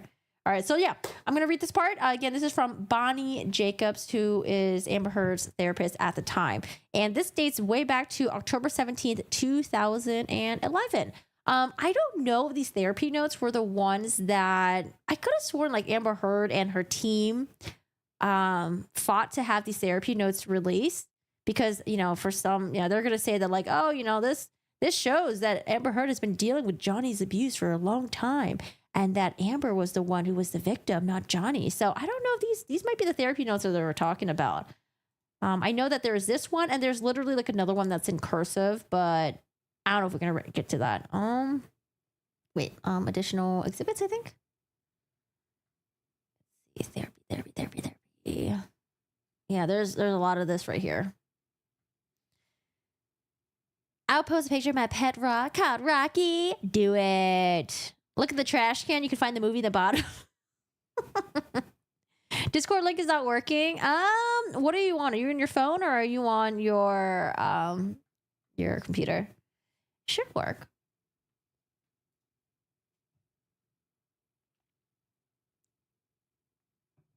You're on your laptop? It should work. I don't know. Bleep, are you in here? Bleep, does the link work? It should work. Okay, so we're going to read the notes from Bonnie Jacobs. And I don't know if these are the notes that they kept saying, like, oh, you know, they need to release the notes. That way, you know, people will be like, oh, Amber Heard was the victim and not Johnny Depp. Actually curious at how Amber's insurance case is going. I'm trying to think. I read a little bit about it recently. I don't remember. I think like one of the insurance companies, they dropped their case. I don't know. I have to reread it. Weren't they expecting millions from her? Okay. So, ... Doctor's notes. October 17, 2011. Returned from shooting and will be in LA for a while. Decided to date Jay, I guess Johnny Depp, but needs to keep it secret because he just split from partner. Has 2 children, boy and girl, met in various places, but always kept secret and discreet. I questioned her feelings about hiding. She says, understands. Feels he is protecting her, like how he treats her. Bought her a horse, white, because she told him as a child dreamed of having one. Loves to ride, but horse needs to be trained, so can't ride it yet. Not happy spending so much time with Jay's friends. She's told 2 of her friends and sister, but doesn't trust others to keep secret. Has talked to him about his drinking and asked him to slow down. He knows about her parents and childhood. Feels sorry for him because his dad was also an abusive alcoholic. Trauma bonding, ? Has scars from beating. Dad used belts and chains, also burnt him with cigarettes. Scars over the body, including head. Spending nights together, but hide going to and from each other's homes. Concerned about paparazzi. Says he doesn't want her blamed for breakup with ex because not true. November 10th, 2011. Continuing to see Jay, becoming more concerned about his drinking and drug use. Sometimes so bad he needs help getting into bed. Pointing out she's enabling him in similar ways she enables parents minus the money. Has only attended one Al-Anon meeting. Found it helpful but can't go often because of schedule. Doesn't know what to do or how to do it. Advise him to stop picking him up or hiding bottles. Also suggesting not seeing him if he is drunk or stoned. Feels she can't do that but will try. He using most of the time, so worries she'll never see him. November 14th, 2011. Tried refusing to see him if drunk. He got angry, but next time was mostly sober. Feeling better about a relationship, but tired of hiding. Was fun at first. Understands Jay not ready to go public. Feels he knows best from Pierre's standpoint. Assures her they will go public soon. Still spending most of the time with his friends. Sometimes her friend and her sister are there. Worried when they aren't together, he will get hurt or is cheating. He assures her he won't cheat, but she's not sure. Afraid to discuss using plus drugs because he gets loud and physical. Question if he has hit her. He says he only yells and throws things. So when they say physical, that's what I've always kind of like thought, like, okay, like JD's getting physical. And I always thought, okay, it's probably because like he's like throwing stuff. Because that's the only thing they have proved so far, the throwing of things. And then also I wanted to comment on something else. I wonder why she thought that he would cheat on her. At this point, it's like in a very early part of your relationship, to already be kind of like paranoid that someone's going to cheat on you. I wonder if it's because he's done something to show that maybe he has cheating tendencies, or is she just overly paranoid, or maybe she has like history in the past with other partners where they've been cheated, where she's cheated on, where they cheated on her. So I don't know. Kind of interesting that she already thinks that he might cheat on her when we're pretty early on into the relationship. Discuss Al-Anon issues, how difficult but necessary it is for her to take care of herself. November 22nd, 2011. Apologize for missing appointment due to work. Parents coming for Thanksgiving, not happy about it. Jay will be spending time with children. Afraid her father will tell people about her and Jay. Told him to not say anything but doesn't know what he might do when drunk. November 25th, 2011. Had a great weekend. Saw friends. Jay promises he will go public with their relationship in New Year. Various tabloids offering money for first photo of them together. Thinks they will do it and donate money to charity. She's been involved with Children's Hospital for a long time and would like to get them money. I remember Jennifer Howell saying that like Amber Heard didn't really have any ties to Children's Hospital. It wasn't until she started getting involved with like the Art of Elysium. I think they introduced Amber Heard to working with Children's Hospital. If I remember correctly from the deposition. Has some anxiety about going public, doesn't want to be accused of breaking up his relationship, also knows paparazzi will get worse. Woohoo! I'm in. Oh, you're in. Did it work? All right, you're in the Discord. Welcome. I don't really trust that these notes are legit from a therapist. I mean, my therapist notes do not look anything like that. LOL. Well, I mean, different therapists can, do their notes differently. Notes are pretty personal, right? Reflecting on like yourself. This is how you get them to lose the type of thing. Do tell Miss Mentals agrees. These are full paragraphs. Never seen like that before. It looks like this. Sorry, I don't have the actual. These are just the notes that have been transcribed. These are the therapy notes. I think these look fine. I don't think there's anything wrong with this. So maybe that's just her way of taking notes. December 5th, 2011. More in-depth discussion of Jay's behavior and the way it parallels her father. Said Jay has a loving side and dad, not so much. Discuss how only the substance abuser can stop him and herself from drinking and using. Discuss use isn't related to how much others love the addict. Can't force someone to stop using if they don't want to. That addicts can't stop for someone else. Addicts have to stop for themselves. Extremely tearful. Feels she can help him from stop using. Wishes she can get friends, bodyguards, and sisters to stop supporting and enabling his addiction. Too many people depended on him for financial support. Asked why she wants to be with someone who is addict and behaves badly. She says she loves him and he loves her. Just doesn't like bad Jay. Recommended Al-Anon again. December 19, 2011. Continued discussing her relationship with Jay. He was extremely drunk when he came to her apartment. She was angry. He began screaming and cursing. Argument became so loud that landlord threatened to call the police. Doesn't know what to do when he is like that. He left. Didn't hear from him and got worried. Asking for this relationship that she wants. Again, tearful, certain she can help him get clean and sober. Maybe like this is just her. Okay, so it's possible too, right? That maybe Dr. Bonnie Jacobs had like notes are kind of like all over the place and maybe she like concises them into this. Or it's possible that like maybe when she was talking to Amber Heard, she wasn't really taking notes while they were talking concurrently. Maybe this is just her recapping the entire therapy session. I don't know. You guys are wondering why it's in paragraphs. I don't know. I'm just coming up with like why it might be like that. December 21st, 2011. Went to Al-Anon meeting with friend. Did not speak. Bundled up so no one would recognize her. Found it helpful. Jay promises they will go public relationship soon. She's still worried press will call her homewrecker even though he made public breakup with V. Getting harder to just go out with friends or go shop because paparazzi following her. December 27, 2011. Going out of town for holidays. We'll be gone for a couple of weeks. Looking forward to being with Jay in downtime. Jay better, but not sure he will stay sober. Discuss more books. Adult Children of Alcoholics meeting and Al-Anon. January 18, 2012. Let's see. The first one was October 2011? Okay, so we're about 3 months away now. January 18. Had a good time on vacation, but there were times she believed she knew what it was like to be her mother. She said she was reluctant to tell me what happened because she knew what I would say. Asked her what I thought she would say. Said she heard me saying, leave him on the floor, don't engage, and to leave. Jay's very drunk, using angry. Try to calm him down, ask him not to drink or use so much, which made him angrier. Amid screaming back at him. He hit her, threw her on the floor. She threw pot at him. Told her she dresses like a whore and was not to wear low-cut dress shirts, etc. After he sobered up, he was always apologetic and sweet. One sweet Jay around more. Discussed cycles of DV again. Told her no matter what she did or didn't do, that behavior was unacceptable. Told her no matter what, she can't change him.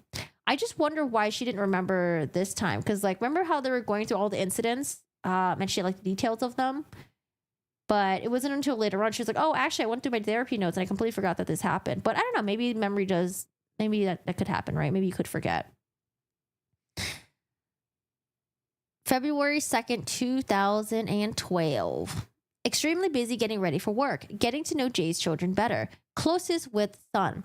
Daughter, a bit standoffish. Things with Jay a little calmer. He's having financial problems and may need to sell a boat he loves. Sat around TV with kids in room. Jay wants her to wear a sexy nightgown because she's embarrassed if kids are in the room. Kids split time with Jay and V. February 13, 2012. Talked about how difficult it is for her to not enable Jay's behavior. Discuss difference between rage and anger. Sorry, let me go back to the incidents because main page, incidents 1 through 14. Yeah, she said the first incident happened. The first incident happened during the tattoo thing, and that was in late 2012, early 2013. And remember when she was on the stand, she was like, oh, you never forget the first time this happens. I don't know. And she gave details about how she like laid there after being slapped and she was looking at the carbon fibers on the floor. She was very detailed about it. But later on the trial, when they were trying to bring in the therapy notes, and she's like, oh, wait, actually, I forgot that there was actually an incident before that. And I remembered it because I was looking at the therapy notes. But when she was on the stand, she spent so much time and effort saying that like, oh, you never forget the first time. Yeah, I don't know. It could happen, but I think in context of everything else, a lot of people just read it as like bullshit. Okay. February 13, 2012. Talked about how difficult it is for her to not enable Jay's behavior. Discussed difference between rage and anger. Father has been in and out of town, insists on trying to break horse the way he's always done it. A has a trainer who is doing it gently, but father keeps interfering. Doesn't feel she can stop him. Said she's going to more Al-Anon meetings, talking with friends and parents about Jay's substance abuse. Said Jay gets drugs from friends, bodyguards, sister. Sister is his manager and works to keep him happy so he can financially support the family. Jay supports mother, sister, children, and thanks Vanessa. Angry people are willing to get him whatever he wants because he's a celebrity and he pays them. Wants to come to more sessions and work on memories and ways to be less codependent. Agree to go on more Al-Anon meetings. You think it's all BS? Complete BS therapy. No doubt she's so crazy. Yeah, therapy is supposed to be about self-reflection too, but all she does is talk about Johnny. February 27, 2012. Continued processing anger and sadness, identifying feelings under anger. Says she has recurring nightmares about her parents and sister, wakes up in panic, isn't sleeping well, discuss some of the material in dreams, sobbing during session. Says she becomes panicked when Jay takes off for days and she doesn't hear from him.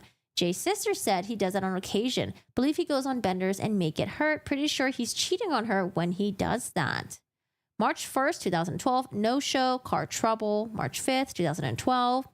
Heard from Jay and saw each other. Jay gets angry and jealous when she's photographed with men eating out. Told him they are just friends, discussing that they're trying to control.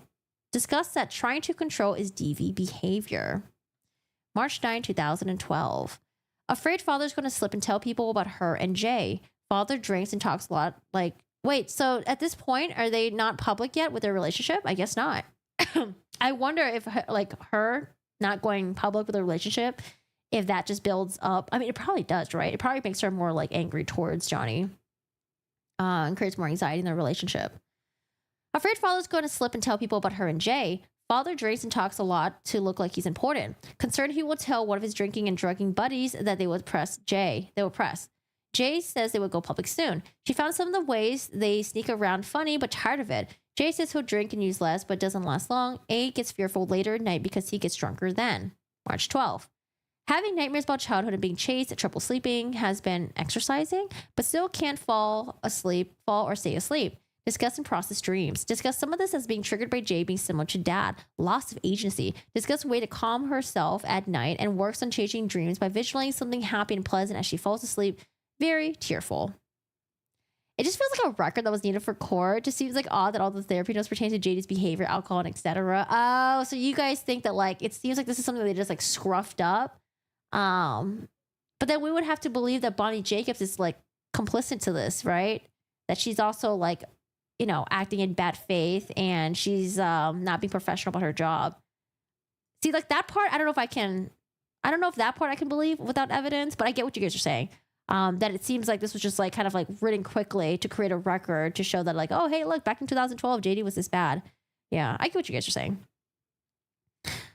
Had some quality time with friends. This is in April 2nd, 2012. Had some quality time with friends. Has mostly been staying home or at Jay's because of paparazzi. Went out with Rocky. Feels better with friends. Has gone to some Al-Anon meetings and finds him helpful, but still feels badly doing nothing when Jay needs to be taken out of bed. Struggling with letting him stay on the floor when he passes out. Discuss how no consequences to substance abuse behavior are enabling the user. Explain how what most people consider helping someone only hurts the user because they do not take responsibilities for their action. A understands the concept better, but still struggling with it. April 10th, 2012. Continue discussing codependent behavior and how just checking up on Jay and parents is codependent.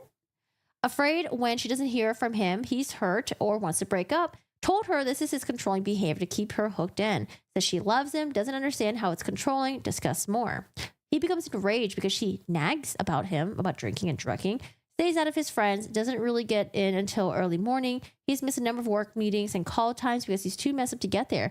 Pointed out keeping track of his appointments is codependent. April 26, 2012. Jay claims he is getting help for his substance abuse, but is also seeing a psychiatrist, not psychologist. Doesn't see the psychiatrist on a regular basis. Psychiatrist prescribed medication, but A doesn't know if Jay actually takes it. Not sure what the med is. Jay seems to be using less, but still using, but not as much arguments right now, and she's glad that they are getting along better.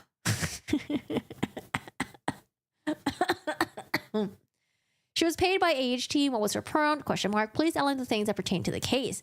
So it was like, oh, I have records from court. Maybe Amber beat her up and forced her to take the fake therapy notes. Nah. I'm sorry, but months and months of this, wouldn't the therapist drop you? You got to remember it was proven that she was violent with her sister. She was not so sweet and innocent, even though she took the drugs herself. Proven. Was it proven that she was violent with her sister? I don't think it was proven. But I think there were witnesses who did mention it. And there was like a video from like back in like the, I don't know, like late 2000s where she was on a TV show and people brought up about it. I don't think it was like proven that she was violent. It was just mostly people saying that they heard that she was violent. No change to behaviors for months, no plans for betterment. This is seriously not therapeutic whatsoever. I don't know what this is, but no one would ever hire this person for therapy. Kind of like, oh, here's my money. Please talk to my relationship problems, please, and thank you. Yeah, it's just like, I've never been to therapy before, but it seems like she's just like venting a lot about, you know, her relationship because that's probably what's giving her the most anxiety. I don't know. The recording where she admitted punching him and then called him a baby. Oh, yeah, that one for sure. For sure. May 9, 2012, having nightmares again, process dreams and ways to relax. Will be working again soon and feels pressure to get a number of things done prior. Having car troubles again, discuss issues causing her anxiety and ways to deal with them. May 17, 2012, went out with a male friend and Jay got upset. Has been getting annoyed if she sees some female friends other than Io, Tillett, Wright, or Rocky Pennington because she is bi. Has been increasingly jealous, concerned she will cheat on him, continually states she won't, but he wants to tell her who she can and can't see. Discuss abuse includes control again. He frequently engages in name calling. May 24th, 2012. Said she often feels uncomfortable when Jay touches her if he's drunk. Said Jay has trouble maintaining erection when high. He gets angry, sometimes violent when that happens. Blames her for his failure. Discuss I hate this word. Discuss physiological reasons alcoholics and some substance abuse have sexual problems. June 4th, 2012. Apologized for late cancel. Talked about work and car trouble. Loves her car, but extremely problematic. Discuss how often she apologizes for the same issue. Said she was sorry again. I mean, did we not have Uber back then or something? Did she just not take an Uber? Hello? She said she was sorry again. Laughed. Discuss how apologies are often not for things over which she has control or responsibility. Talked about how she tries to take on responsibility in an effort to have control. Fails and feels bad no matter how hard she tries to make herself responsible. She's not. Blames herself for a lot that isn't about her. Scheduling becoming hectic, spending more time traveling between her house and Jay's house. People extremely busy with work, reading scripts, and voice coach. Feels tired, has little time for herself.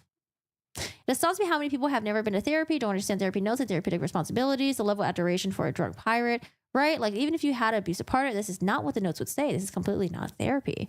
I spent entire sessions about how to deal with anxiety. So odd that you wouldn't elaborate on that. Not feeling well, rough time with Jay, disappeared. Came late, A was worried. Argued about who she was seeing, thinks she is cheating. I wonder, hold on a second, yeah, you guys have to remember also that, so these therapy notes right here don't show the redactions. So if you look at the original therapy notes, I mean, it could include the things that you guys might think are usually in therapy notes, but a lot of it is just redacted. You see all these redactions here? So the transcription that I'm reading, it's not going to be like, oh, block for redaction here. I guess maybe it should include that. It's just transcribing what we can see, but a lot of it here is redacted. So what they're trying to include, because this again is for the trial, my understanding, it seems like they're only trying to include things that are pertinent to anything regarding JD and not her own personal stuff. You know what I'm saying? Like, I get what you guys are saying, but it's redacted. Anyways, August 7th, 2012. Not feeling well, rough time with Jay, disappeared, came late, A was worried, argued about who she was seeing, thinks she is cheating. She denied, but he was enraged. He threw things. Glass flew near her head. Asked if she was going to Al-Anon meetings. Said she didn't have time, but wanted to. Still can't bring herself to tell him to go home or not come over if he's drunk or drugged. Fears he will be hurt. Asked what about her feelings. Told her he is escalating and not about her. Feels like she should be able to do something. August 9th, 2012. Having nightmares again, very tearful, afraid of breaking up with Jay. Feels he will stop using and drinking if he can help him feel better about himself. Still not going public because he is protecting her. Asked if she's worried about that. She said she's afraid of bad. She's afraid of bad publicity. Sorry, there are some words that always gets me. Said she's afraid of bad publicity. I think the word bad and publicity next to each other is mind fucking me right now. Discuss cycle of DV and control is a sign. Worried about what I'm saying, has to work for 2 weeks. August 21st, 2012. Still working a lot, reading more about alcoholism and DV. Didn't realize how many different types of DV there are. Wait, so this part right here shows redacted. How come? Did I miss all the other redacteds before? Okay, well, right here says redacted. I don't know why they all of a sudden are including redacted now. Okay. Having a lot of trouble sleeping, nightmares, crying throughout a call, working next few weeks, will try to schedule session. September 17th, 2012. Working a lot, too much travel, talks to Jay, but he's often unresponsive. Scares her when she doesn't want to hear from him. Reminded her if something happened to him, she would know from the media. Wants to do more work on codependency, talk through some codependent behaviors. Redacted. Now they're including the redactions. September 25th, 2012. Extremely fatigued, fighting with Jay again. He's violent, throwing things. Some hit her. She screamed back. Started with he was upset at clothes, ripped her nightgown, threw her on the bed. Tried to have sex, but couldn't get an erection. Became more angry. He passed out. October 2nd, 2012. Jay being nice, sorry for fight. Discuss cycle of abuse, honeymoon stage. Jay promised he would get clean. He's been missing appointments because of use. Say they will go public with relationships soon. August 9, 2012. Jay not fighting since fight. Does better when they are together. Sure, she can help him stay clean. Had more discussions about addiction. Went over it not being caused by her. His use is long-term before they even met. Feels responsible even though isn't logical. Why can't she help more? Question mark. Redacted. Hey, Half-Face, how are you doing today? Have a good night. Don't let the sleep paralysis demon get ya. Told her, but addict has to want to stop and accept problem. October 11, 2012. Jay, still sober, spend time with kids at his house. Jay's son, very sweet with her. Daughter, very teenager. She's afraid of dogs, even pistol. Jay's mother at house. Very demanding and nasty. Jay's father, dead. Both abusive when Jay was young. Father, worse than mother. Mother wants dog, just like pistol. Discuss her mother's role in father's abuse. He abused all of them, but she allowed it by staying very tearful. Redacted. October 29, 2012. Doesn't like being followed by paparazzi. Wants to go on location with Jay, but doesn't know how to hide. Talked about ways she can dress so cameras don't pick up as well. Tired of hiding. Tired of making jokes about ways and lengths they go to hide. Wait, they're still hiding their relationship for this long? Heard there's a lot of money being offered for photo of them together. Still claim Jay thinks it's best to wait. Makes it a game to hide. A, buying into it. Jay's friends, bad influence. A doesn't like MM. Talks badly about women, does a lot of drugs. Who's MM? Oh, Marilyn Manson, maybe? Maybe. November 11, 2012. Schedule is going to start getting hectic again, filming soon. Has a lot to do before shoot. Wants to keep doing sessions, but not sure how often can make it. Afraid of not talking to me. Has been anxious about role. Working on voice and accent. Jay not around. Doesn't want to feel dependent on hearing from him to be calm. Wants to schedule appointments, but not sure when. Asked me to connect with assistant to schedule. November 15, 2012. Feeling stressed about holiday and shoot. Parents coming for Christmas. Always worried. I wonder if this is going to document the first time she claimed that there was an incident, the tattoo incident. I wonder if that's going to be documented in the therapy notes. Very curious. November 15, 2012. Feeling stressed about the holiday and shoot. Parents coming from Christmas. Always worried about dad drinking and causing problems. Discuss Al-Anon ways to deal with his drinking. Don't engage. Listen, at this point, if you have a dad that's like this problematic, I don't know, cut him off. Cut him off. Holy shit.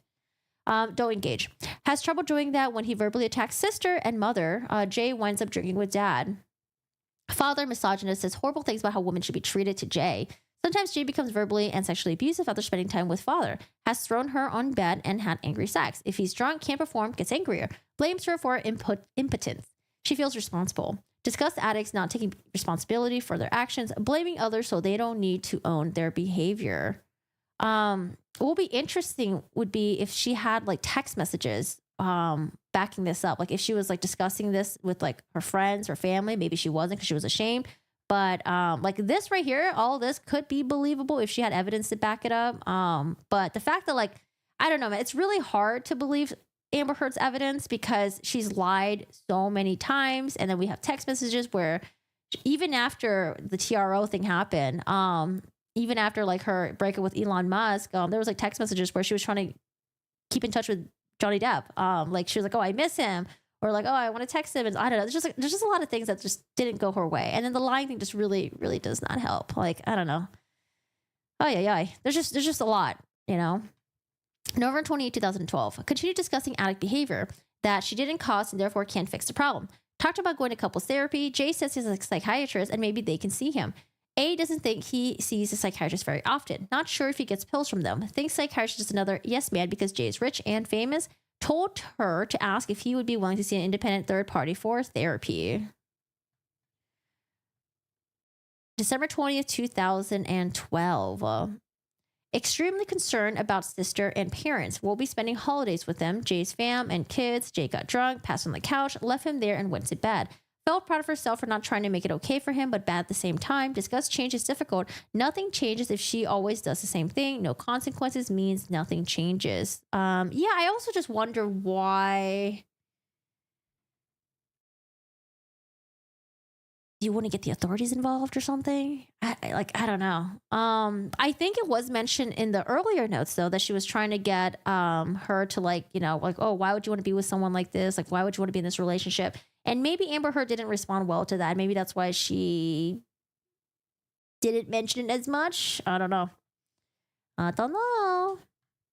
March 7, 2013. Going public with relationship, not making big deal.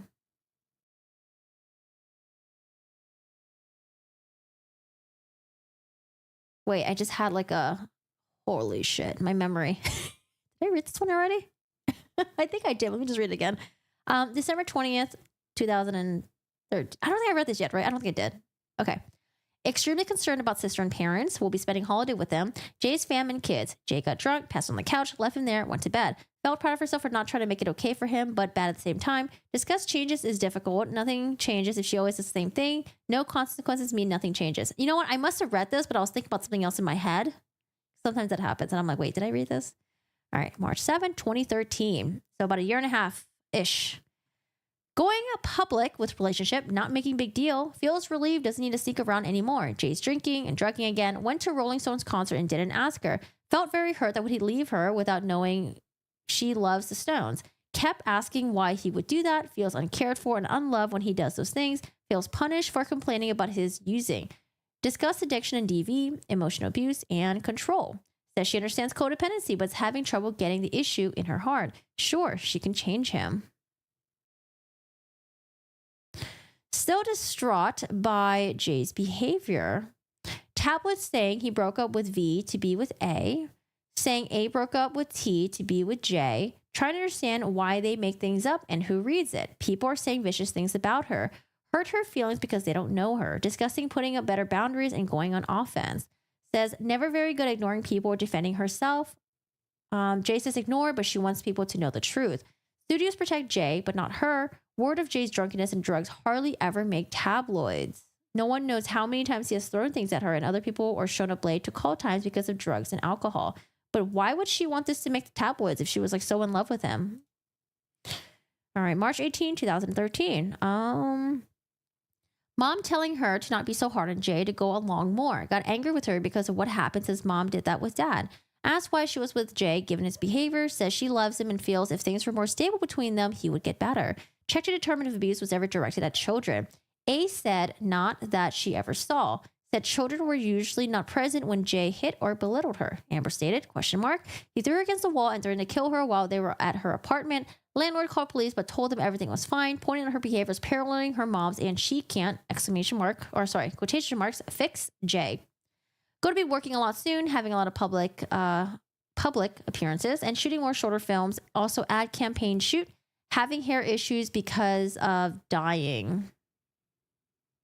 Not getting good scripts and worried about work. May shoot film with JF, but not sure she likes project. J being nice and loving again. Sorry he hurt her. A acknowledges she screamed back and put him down, doesn't know what to do when he is out of control, asked if she could leave, go somewhere place, said she could go to a friend. Again, asked why she wants to be with him, what does she love about him, made some statements about the good J, pointing out the bad one comes with the good one. For a year going to therapy, the only thing she discussed is Jay's drinking and not going public. I mean, that, and she mentioned, all the other stuff too. Had a panic attack, but was able to use relaxation techniques to calm herself down. Next few months will be hectic because of shoots and schedule. Will be out of town a lot and is tired of it. Feels movie's a good opportunity, but doesn't care for it. Has been considered for a number of projects, not offered one she liked, but may get a big popcorn movie. Agent telling her would be good exposure. Not sure she wants it. Birthday next month. Feels good about it. Will be harder to get. And again, remember, like these, some of these are redacted. Talked about sadness, leaving town again. Glad to have work and able to spend some time with Jay. Has been reading a lot about alcoholism, abuse, and childhood trauma. Helps having intellectual, missing line, into body. Feeling are more important. Info and knowing / understanding only goes so far. Feels if she could understand, it would be easier to deal with her stuff. And Jay informed her no amount of understanding will make behavior okay. Great to understand, but people have to be held accountable for her behavior. Understanding is sitting in her head, need to connect head and body. Worked on breath work and getting feelings throughout the body, not just in the head. Often feels too anxious to process into, did relaxation. Sorry, did I stop reading the dates? I might have. Would I say hi to you? Fuck no, I would run away far. Far away. April 8th, 2013. Worked on breath work and feelings throughout the body, not just in the head. Often feels too anxious to process into, did relaxation in office. April 11, 2013.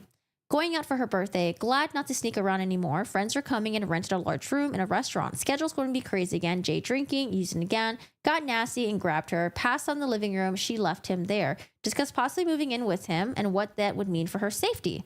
Her friend, I'll till it right, is around more when she's at Jay's. Expressed concerns, his blackout and behavior. A thinks he will be better when they live together. I don't know about that. April 30th, 2013. Had fun on birthday, but Jay and his friends got drunk. He's using more. She stays away when they are using and he gets angry. Always sorry the next day. Wants him to see therapists more often. He says he will. Wants her to redo master bedroom before moving in. Thinks it's fun too. Eligible as she wants. Rocky, going to help her. May 2nd, 2013. Going to be shooting starting next month. Concerned about being in a hotel alone and away from home and therapy. Reminded her she can call if needed. Has a lot of movie-related things to do before leaving. Jay not around much because of work. Seeing friends, mostly at home, but out some. Running and doing some breath work. May 8th, 2013. Redacted. She can't make Jay stop. Jay has been late, missing work because of drinking and drugs. Some friends angry about his behavior, unprofessional. Gets so angry with self, he burns his skin with cigarettes. Try to get him to stop, but he gets angrier, loves him, and wants to help him. May 13th, 2013. Having trouble with sleeping, had panic attack. Discuss events leading up to panic. Reminded her if she can talk, she has to be breathing. Jay is jealous about filming with other men, assures him she is faithful, but he's unreasonable. Doesn't want her to dress in low-cut or tight-fitting clothes. Feels very pressured. May 23rd, 2013. Leaving for shoot. Won't be back for 2 to 3 months. Assistant will be with her. Friends and sister will visit Jay, working, but will see him and talk on the phone. Word he will use more while she is gone. Suggest trying to find Al-Anon meetings when she has downtime. Reminded her she should call or schedule a phone session when gone. Going on location with Jay for a while too. Will spend some time on his island and then come back to LA. I don't know. What if the therapist didn't believe her? August 1st, 2013. Hey, Nicole. Hello. Thank you. Really want to talk over past months, but busy with her work. Jay's work and appearances, really happy to be home, but leaving again soon. Feels better staying at Jay's compound because security doesn't allow paparazzi and fans to get in. Friend Io is living in one of the houses because she is broke. Wishes there was not so many people around. Jay's friends. Jay's using is very bad. She has been yelling at him about drugs and alcohol. He falling down, passing out, verbal abuse. She screamed at him about public behavior like kissing Jimmy Kimmel on TV. Do we have that Jimmy Kimmel segment where Johnny Depp's on there? Sure, you can find it on YouTube, right? Arguments are more frequent and hurting himself and her. Told him she would leave if he didn't stop and get help. She took it back after he promised he would. I told her to stop hiding and emptying bottles. It doesn't help and keeps making things worse. August 5th, 2013. Still arguing, but getting a little bit better. Jay's been drinking less, has not blacked out or gotten violent in a few days. Reminded her he has not committed to sobriety and nothing changed until he is. She's sure he is willing to get better, having trouble with studio because of his actions. She and his sister try to reason with him. A can't stand that his friends hang out and want to party. Feels they use Jay. Excuse me. August 13, 2013. Mom ill, worried. She and Jay discussing engagement and marriage. She wants to have children. Jay on board. Not sure what to do. Thinks Jay's daughter is smoking pot, maybe drinking. Afraid to talk to Jay about it. Says V uses but doesn't know how often. It's so crazy to me that the relationship can be this tumultuous within the first year, but she like moved in with him. They're talking about getting engaged, talking about getting married and all that. Like this is wild. August 19, 2013, late cancel. August 20th, 2013, having anxiety attacks, mom better. Things have been quiet at home, but always a little on edge. Discuss not knowing when the next shoe might drop, so she's hyper vigilant. Recommended codependent no more, walking on eggshells. I question decision to move in with Jay.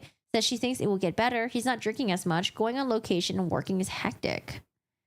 January 7, 2014. Getting engaged. Holidays okay, but Jay's using again.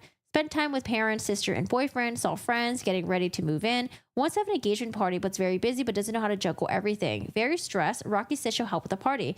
Jay, busy with filming and movie, has been passing out a lot. Fearful he will OD or become nasty. Asked if she's going to Al-Anon, but no time. Told her to make time. Fears she's failing because she can't get Jay to be sober. Discuss codependency again. I don't know. It's just like, it's a little bit odd. Maybe I'm not deep enough yet, but it's a little bit odd that these aren't really aligning up to the incidents that she reported. Because so far, we should have already had the tattoo incident, and she didn't mention about the argument with the tattoo. Or what about the painting incident, the disco bloodbath? No mention of the Hicksville incident. No mention of the flight incident. Do we have the Bahamas at this point? Where are we at? Oh, we're at January 2014. Okay, so the flight in the Bahamas hasn't happened yet. But she was very specific in her incidents, but the notes don't really reflect or correspond with that. That's the issue that I'm having with the notes. January 7, 2014. Getting engaged, holidays okay, Jay using again, spend time with parents, sister, and boyfriend. Saw friends, getting house ready to move in. Wants to have an engagement party, but very busy and doesn't know how to juggle everything. Very stressed. Rocky says she'll help with the party. Jay busy with filming and movie. Has been passing out a lot. Fearful he will OD, become nasty. Asking if she's going to Al-Anon. Says sometimes, but no time. Told to make time. Fears she's failing because she can't get Jay to be sober. Discuss codependency again. Sorry, I reread that. Redacted. January 16, 2014. Not public with engagement yet, but happening this month. Taking photos. Parents helping with house. Mostly mom, dad, and Jay drinking buddies. Upset Jay is using. Banned father from their room at the hotel. Rocky helping with food and venue for party. Word everything won't get done in time. Did relax in office, saying she's trying to do it at home, but it's hard. Illegible. Helps, but not enough. I question her willingness to marry Jay. She says she can help him. Asked how well mom was able to help. Dad said it was different because mom is addict too. Because, I don't know. It's possible. It's possible that, let's say if she went through the abuse and she forgot about it, and then when going through the incident reports, she forgot about all the other earlier abuse that was happening, and then she just didn't mention the specific ones to her therapies as it was happening. I don't know. What I think was possibly happening, maybe the therapist didn't really believe her. Maybe the therapist thought she was a liar. Maybe the therapist just thought that, she's exaggerating. It's possible, right? Because I don't know. It's kind of seemed like the therapist just documenting what she says, and maybe she's not really taking her word for it. Maybe later on in therapy notes, because again, I didn't read this at a time. Maybe later on in the therapy notes, it will start coinciding with all the incidents that she listed. But so far, the therapy notes isolated on its own. Yeah, it sounds bad. It looks bad. But put into the picture with everything else that she's reported, all the incident reports and all the other stuff, it's just not really lining up for me. So maybe the lying, the manipulation goes far back to early 2010s. But all right, January 16, not public with engagement yet, but happening this month, taking photos, parents helping with house, mostly mom, dad and Jay drinking buddies, upset Jay's using, banned father from the room in the hotel. Sorry, I already read that. Okay, January 20, 2014.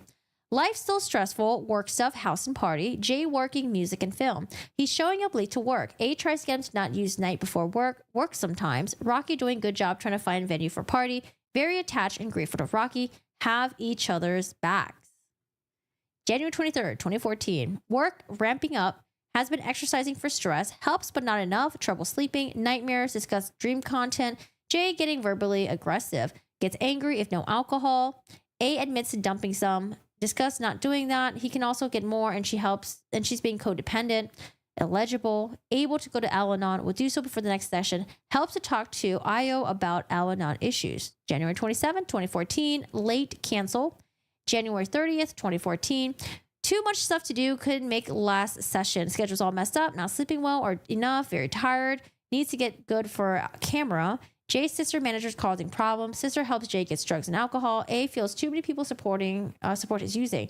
Wants to do something about that, but not sure what. I also wonder if she was just really paranoid about the people that were actually around Johnny Depp, or if she's actually observing what's true. Like saying like the sister was getting drugs and alcohol for him. Like, was she? I don't know if she actually proved that during the trial. I don't think she did. So I don't know. Maybe she's just like overly paranoid. That could be a possibility as well. All right, let's see. February 3rd, 2014. Party, month away, invitations out, then party, vintage, needs to, illegible, especially, nice. Too much work to do prior, word no one will come, but knows that's not true. Most of her friends will be there. Jay invited people she doesn't care for because they use, and he uses more when with them. Her family and his are going there together. His family and his are going to be there. Son is great with her. Daughter getting better. Discuss prenup. Jay doesn't want because he says only way one of them leaving marriage is death. I asked if she would sign one. She said yes. She has no problem with it. Finds what Jay said is funny and endearing. Asked, given his history, if maybe it's a little scary. Denied being afraid. February 6th, 2014, no show. February 12th, 2014, said schedule got messed up because of work, party, etc. Too much to do. Feeling stressed, but only a little bit anxious. Jay got drunk, fell and broke table, left him there, passed out, found him in bed next AM. Doesn't know if he got there himself or the bodyguards helped. Hard to use Al-Anon techniques when so many other people are getting involved in caretaking him. Studios getting more angry at his no-shows and behavior. Word he will behave badly at party. Handed me an invitation to engagement party. Discussed her for wanting me to come for support. Explained I don't normally attend those types of events for patients, but would think about it. March 3rd, 2014. Very anxious, did breathing and grounding, asked if having second thoughts about marriage. She said yes, but feels she can help Jay and will have more to say over things once they are married. Told her she said president for illegible behavior or other behavior, so that won't likely change. Became tearful, repeated that she loves him. Rain says, Rocky was always there for Amber, even when Amber needed someone to slap. What a friend. What I find interesting was that she's been accusing of like Johnny Depp and his friends of like being codependent on him, doing whatever he wants, doing whatever he asks, and that they're just using him. I don't know. I saw a lot of that with Amber Heard. It seems like her friends were only around because, you know, she was the famous friend. You know, they were dependent on her at some points to like, you know, stay with them, and Johnny Depp, maybe for like money stuff. Like, I don't know. There's just like stuff like that where I don't know if she's just like projecting, you know, maybe it's true that, you know, people were being, giving Johnny Depp what he wanted and kind of just being complicit in his bad behavior and stuff like that, and that they were just using him. But from the trial, I saw a lot of that coming from, mostly from her friends. March 5th, 2014.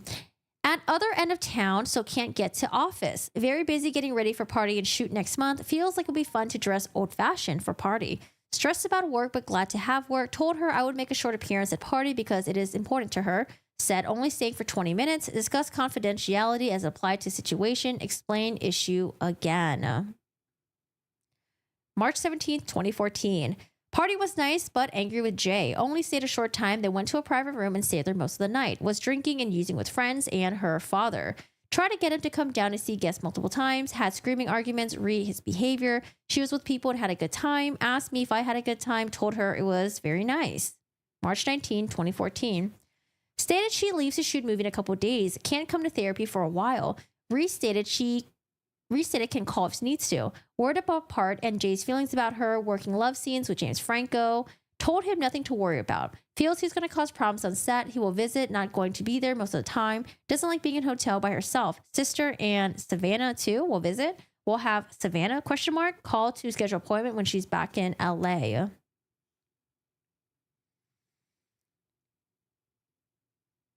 Shoot was difficult, long hours. Someone posted photo of her with JF and Jay got angry. James Franco.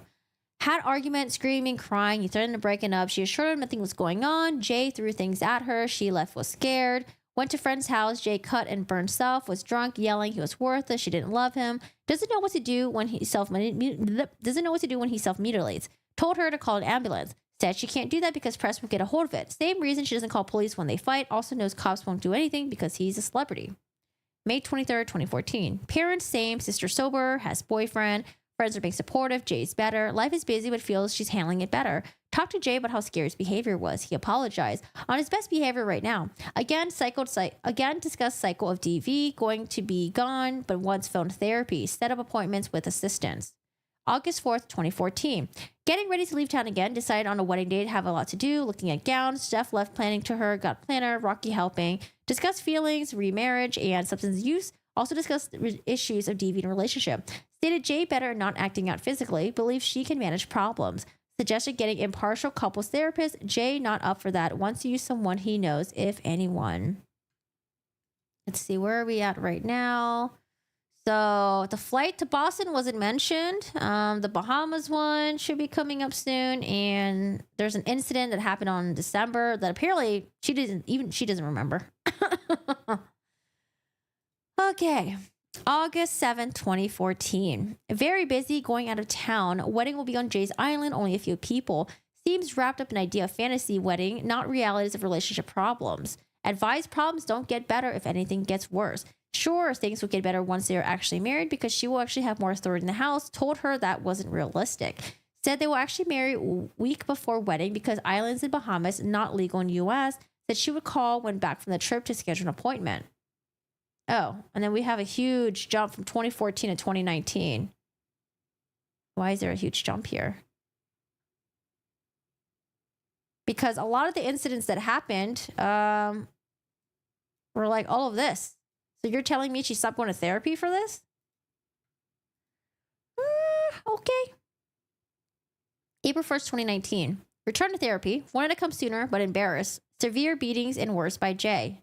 Wait, what? 2019? Is this right? I'm so confused. This is 2019. What are we doing here? Returned to therapy. Wanted to come sooner, but embarrassed. Severe beatings and worse by Jay. He refused to allow her to come to therapy with me. Went to his guy. I'm so confused right now. Hold on a second. Did they just write the date wrong?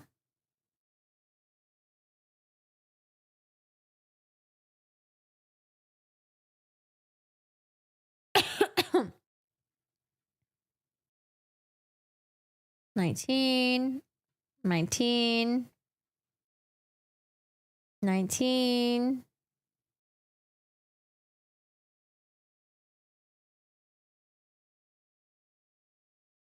2014.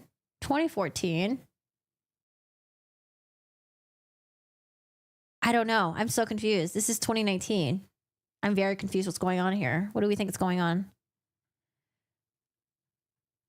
All right, 2019. Return to therapy. Wanted to come sooner, but embarrassed. Severe beatings and worse by Jay. He refused her to allow to come to therapy with me. Went to his guy. Got meds. Didn't help. Very little talk therapy. Jay went alone together. Felt blamed by psychiatrists and Jay. Thought everything must be her fault, so stayed. Only left after attacked her and threw a phone at her face.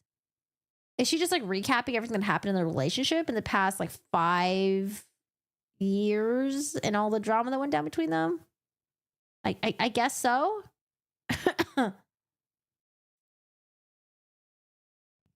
She might be going to another therapist. Well, those therapy notes would surely help her case. Where are they?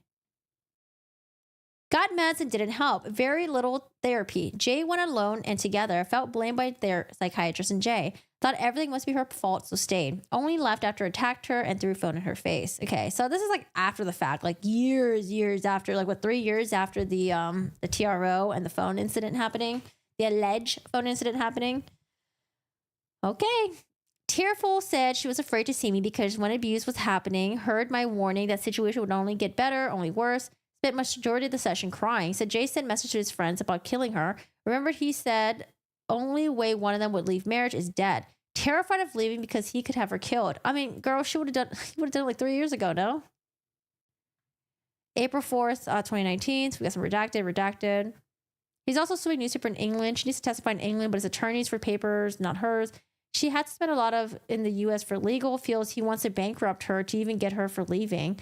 Having nightmares about what happened while they're together. Crying because feels stupid for thinking she could change him. Feels she failed even though she knows that's not true. Wants to stop feeling guilty and responsible for his behavior. Discuss DV and Ellen on issues. Redacted. April 11, 2019. Redacted. They were divorced in 2016. Severely stressed about legal stuff, costing a fortune. So stressful emotionally, having nightmares about childhood and Jay. Discussed fear when Jay will lose temper, drunk, and maybe didn't know what he was doing. Try to choke her. Went calm to try and reason with him. Couldn't fight him off, so got very calm and logical. April 16, 2019. Feels she can't function, still miserable about divorce. Trying to process and is being played out in the press/media. Hadn't had time to grieve and now being attacked in tabloids, social media. Sure, Jay seems planting stories and releasing personal information to make her look bad and take the heat off him. Talked about nightmares in Australia when Jay was filming Pirates. Had 3 days break. Oh my gosh. I don't know, man. It seems like she's only trying to get this in. So it's like, she's like trying to think ahead of time. Like, okay, like what kind of evidence can they use against JD? Like, let me go into this therapy session and talk about this Australia thing. I don't know, man. It seems like she's just trying to put her version of the events, her alleged version of events on the record. Like all the stuff before, like the ones in 2014, 2012, 2011, like, I'm not really sure about that. But for sure, anything after 2016, it seems like she's just trying to put it on the record. Because again, remember, Camille says that like the essay allegations wasn't brought up until like way later. It felt like every time she was just coming up with a new allegation that was never brought up before. For sure, yeah. I feel like definitely plotting at this point.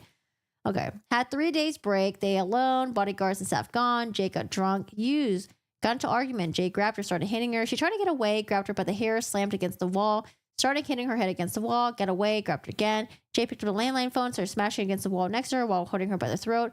Phone cracked into pieces, took part of his finger. He let her go.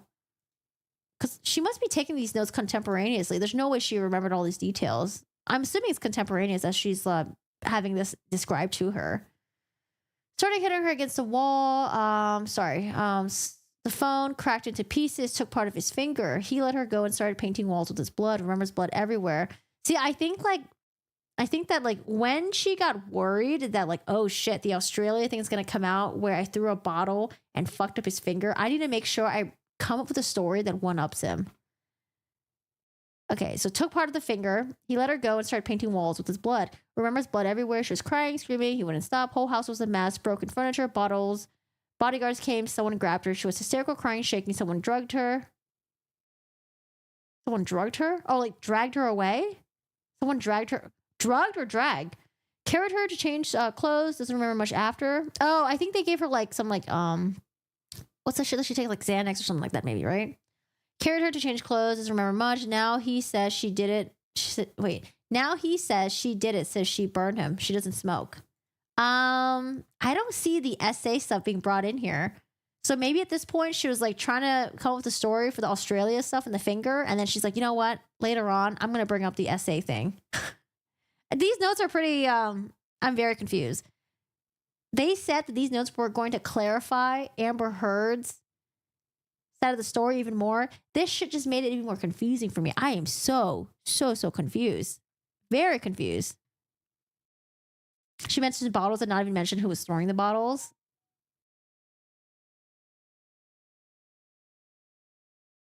Yeah, I'm more confused if anything. Use RITT to process memory. What does RITT stand for again? Therapy. Riverbend Integrative Trauma Treatment. Is that what it means? Okay, possibly. Maybe. May 9th, 2019. Redacted. Angry with dad. Heard him tell Jay women need to know who's boss. Put them in their place. Told mom about some abuse by Jay. She said he wouldn't do that if he didn't love her. Told mom that's not love. Has more insight on how and why she puts up with abuse. Redacted. June 13th, 2019. Depressed about still feeling sick and having to go through journals to prep for court. Feels not fair. She has to relive whole relationship with Jay over and over. Feels she never got to grieve and heal. You confused because it ain't real, yo. But let's say Bonnie Jacobs was complicit with faking therapy notes to bolster Amber Heard's story. Well, why wouldn't she take it a step further and actually testify for Amber Heard in the court? That's why I'm having a hard time believing that Bonnie Jacobs is like in on this, you know? But I don't think she's in, like, to be honest, I don't think she's in on this. I think that maybe she thought that Amber Heard was very exaggerative during the therapy sessions, possibly lying, possibly manipulating. And that's why she, you know, probably didn't take any of her claims seriously. Just like took the notes about like, okay, all right, like this person's probably a narcissist, but I don't think she took Amber Heard seriously. And then I think the reason why Amber Heard had a huge, like the reason why she came back into 2019 was to make sure that like, hey, you know, just in case these therapy notes, maybe she heard it from a lawyer, like, hey, you know, your therapy notes could be subpoenaed, that could be for use. Maybe, oh, actually, no, this is back in 2019. So I don't think she had Elaine back. No, she didn't have Elaine back then for sure. She had Eric George. Maybe as they were planning to like ramp up the I don't know, to ramp up that she's a victim of abuse, that she was like starting to be like, okay, like let me make sure that I have proof for all of this, and let me make sure that like, you know, it looks good when if this ever comes out into public. That's what I'm thinking. I think at some point she decides to talk to Bonnie Jacobs again because she knows she wants to go even more public about the abuse that she endured, the alleged abuse, with JD, and that she was just trying to get all this on the record. That's what it feels like to me. That's what it just feels like. I didn't see my therapist until I knew there was going to be a court case. Then I needed to go back. No one talks like that, Amber. She thinks Johnny's so old. She always says so. She thinks he talks like someone on an episode of MASH. Oh, MASH, what a throwback. Yeah, I don't know. The fact that Hurry and Lane said that these therapy notes would clarify everything, it just didn't. I think initially I was like, okay, like this could be real. Okay, you know, maybe. But no, I think this makes me even more confused. Like, if anything, the therapy notes doesn't even coincide with the incidents that she purported. It just doesn't. Anyways. Anger with dad. Okay, June 13, 2019. Depressed about still feeling sick and having to go through journals to prep for court. Feels not fair. She has to relive the whole... Oh, sorry. No, we're in 2019. I'm so sorry. Hold on a second. I told you the lack of sleep is really fucking with me. By this time, the Washington Post op-ed was already out. The op-ed was already out. The newspaper... Okay, he's suing the newspaper. Okay, sorry. Yeah. Yeah, because I remember Camille and them mentioned that like they didn't hear about the essay allegations until the England stuff was happening. Yeah. Return for therapy. She's just trying to put it all on the record. Oh, man. I think she's doing what Kouri Richins is doing. Thinking ahead of time, thinking what kind of evidence that might be used and maybe used against her. So she's trying to have all this into record. Oh, man. This is a Kouri Richins right here. Oh, man. The manipulation. July 10th, 2019. Reading journals sees pattern of good times and bad times. Jay's behavior, so up and down, good. Jay bad. Jay flipped quickly. Discuss labile. How do you pronounce this word again?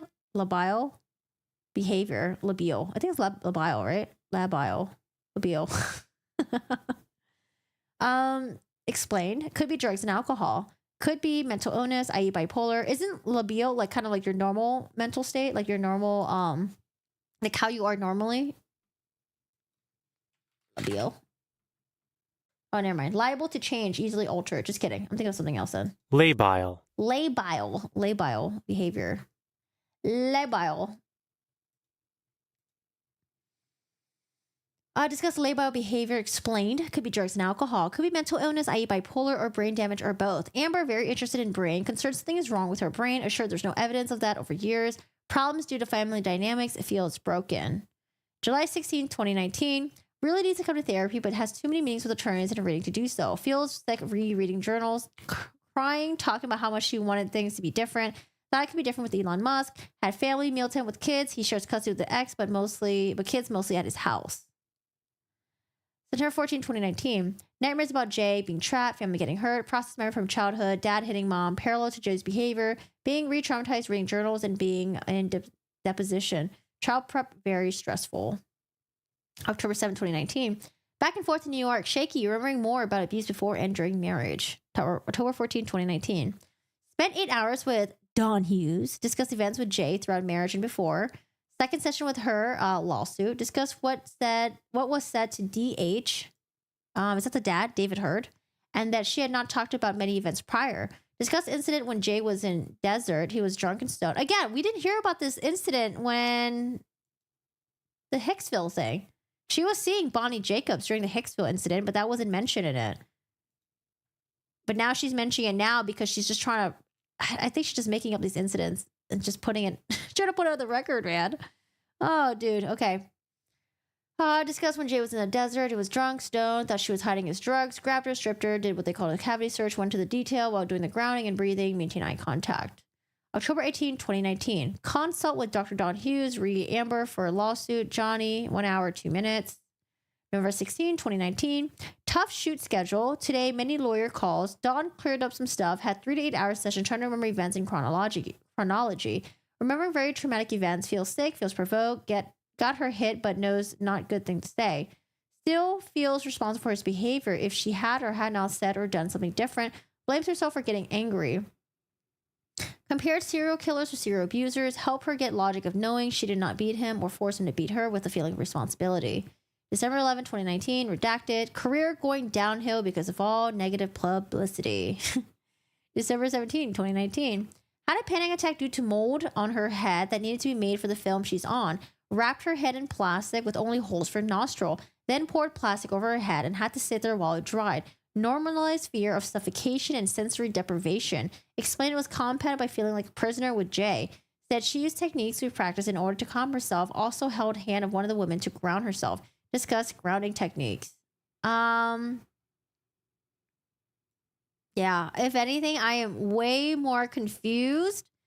For sure, I would say the 2019 stuff and later with the therapy sessions are just her just trying to get her side of the story. So it's like on the record somewhere. Like I said, anything with like 2011, between 2014, with all the stuff that she was talking about with her therapist, I think maybe she was just trying to even manipulate and lie to her therapist, and maybe the therapist caught on to that. Because like I said, like I would believe it. I think all of us would have believed it more if she didn't lie so much in the trial. And nothing that she even said in the trial even aligns with what she's with all the incidents that she mentioned in the trial, it doesn't even align with her like therapy notes. And if anything, she would like this right here, all this would be better for like the memory recall during the therapy notes will be way more specific than her recalling the incidents like years later. Because again, she's talking about like, oh, there's a bloodbath incident, the Hicksville incident, the flight incident, the Bahamas incident, but like those specifically weren't really mentioned with the therapy notes. I don't know, man. She's like I said, I think she's like S tier villain.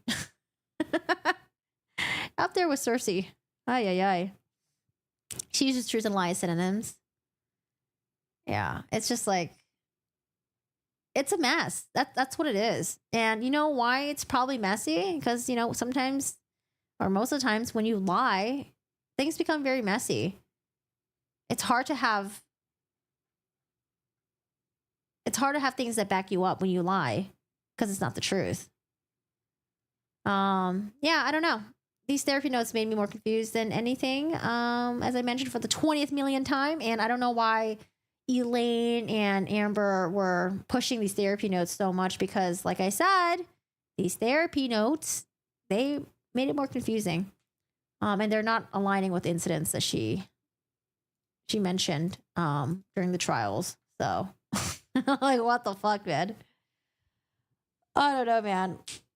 Like, this is like digging way back, but I think that, yes, Johnny Depp was having drinking, drug issues. Yes, he was getting violent with, you know, throwing objects, you know, and probably yelling and screaming at her. But I think that when he passes out, that she saw that as an insult to her. And that, you know, when he woke up, I think she probably went up to him and was like, hey, by the way, when you were drunk, you were like throwing up everywhere. And he's like, I was? Like, where's the throw up? Oh, I clean it up. Oh, by the way, when you were drunk, you hit me. Oh, I did? I hit you? Like, I'm really sorry. And, you know, like, I think she just, I think she would take incidents and then just go back to him and just lie about things like that, just to make it seem like she was for sure the victim. I mean, she could have already just been the victim already, just because she was dealing with a tumultuous relationship, you know, with a man who got drunk and disappeared and stuff like that. But I think she want to kind of like one up her story a little bit and get more pity by saying that, like, hey, like, you hit me, you did this, you did that. And, you know, probably trying to gaslight him. And maybe at some points he thought that he was doing that, and that's why he was calling himself a monster. But then slowly he starts realizing, like, hey, like, this person is actually really manipulative. Like, oh my God, like, she actually lies.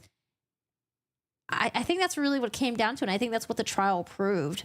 I think a lot of people had open eyes and ears, you know, for Amber Heard's story. I think they were willing to believe her, but unfortunately, none of the incidents that she even listed were even like not even one incident was like for sure, like, oh my God, like, I completely believe this incident. There's so much witness testimony, other witnesses. There's so much evidence that, you know, proves that she didn't lie about this. It was just like every incident had a lot of fuckery in it, where it's just like, I could have believed it because there's this text message that shows what you were saying, but there's so much afterwards that just didn't support her story.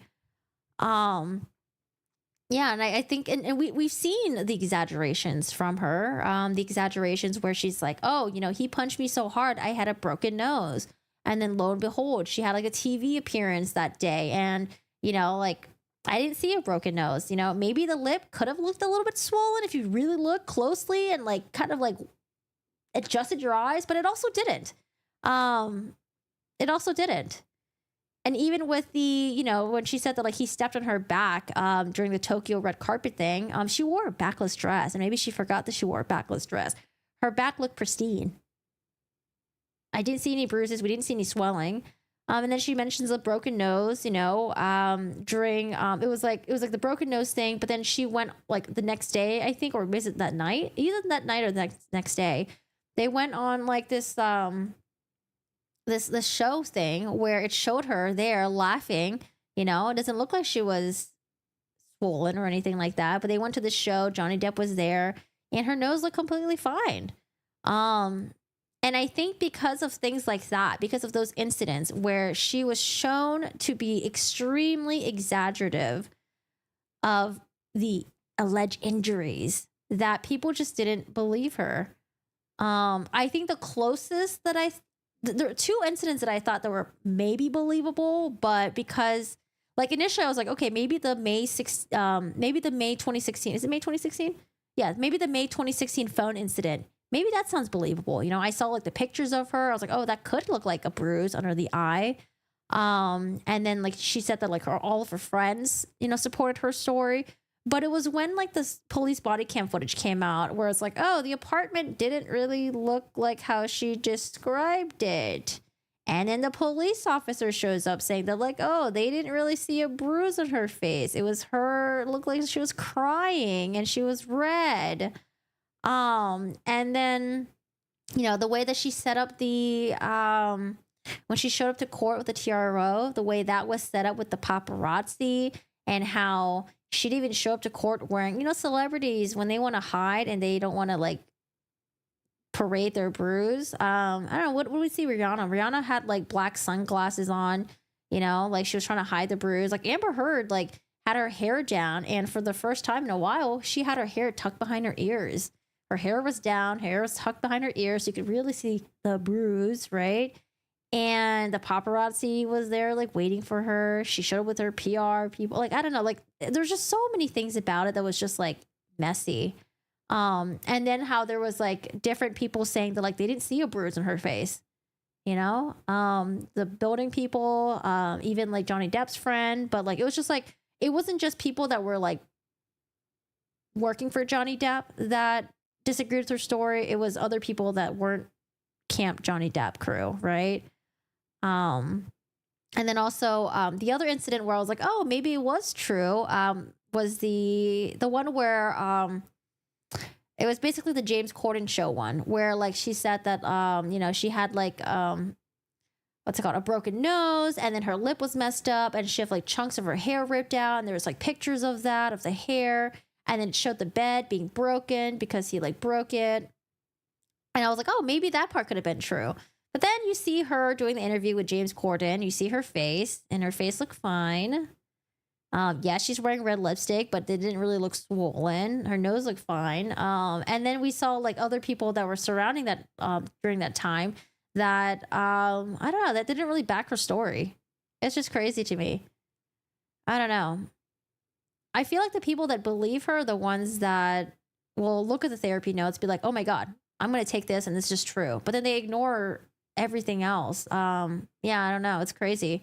I feel like there's just there's an overwhelming amount of evidence that just shows that she likes to manipulate. She lies. She exaggerates. She doesn't like to tell the truth. And yeah, I don't know. It's just crazy. Anyways, yeah. The therapy notes do not clarify anything. If anything, it just makes it more confusing. But yeah, that's my talk of the day. Sorry, that was a very long talk towards the end. I totally believe her when she told us the dog stepped on a bee. Yeah, wild. It's just wild. I think that even if the therapy notes came out as evidence during the trial, like I said, everything that I mentioned earlier, I still think that people would have still believed Johnny Depp and not her. There's just a lot of deceit on her end. All right, guys. So those are the Bonnie Jacobs notes that, you know, I wanted to do a first react with you guys and take a look at it.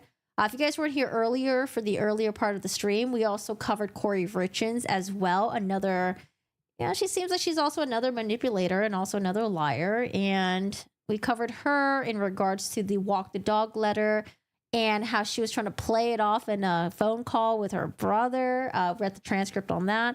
And then we talked about the case regarding Ruby Franke and Jodi Hildebrand. There was a body cam footage that came out during the day that she was arrested. And it wasn't a body cam footage of her arrest, but it's actually a body cam footage of them, police, trying to locate the two other teenage children and how they went to the president of Connections' house.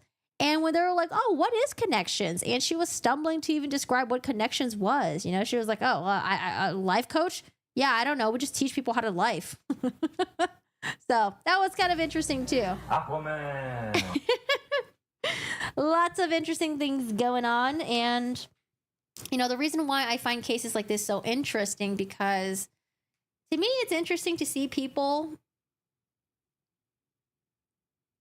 lie, manipulate, and try to, you know, when they're confronted with their lies, to see how far they will go to come up with more lies to defend themselves and stuff like that. I don't know. This is why I find it very, very interesting. But yeah, I think that's it for today. My throat is kind of like, I didn't expect to stream this long. I thought it was going to go by a lot faster. I actually thought the therapy notes I'd be reading it would be a lot faster. But yeah, if you guys didn't see any oh my goodness. Should we watch a video really quick? So Queen says, any updates on the OnlyFans model who allegedly killed her boyfriend? Dude, there has been some horrible text messages coming out that make her look so bad. And I think she even admitted to even stabbing him before. Dude, it is wild. Should I save that for a different day? Yeah, that one's wild. Oh yeah, I went to TwitchCon and I got that from Artist Alley. It looks okay. So the artist is Corgi. It looks like Shiro. So it kind of looks like she made the art for him. It looks like him. Doesn't it look like Shiro? This looks just like Shiro. He's a goofball. He's a corgi. And then you know what really looks like him? This one. He sleeps like this all the time. This looks just like him. I feel like she just made artwork for Shiro.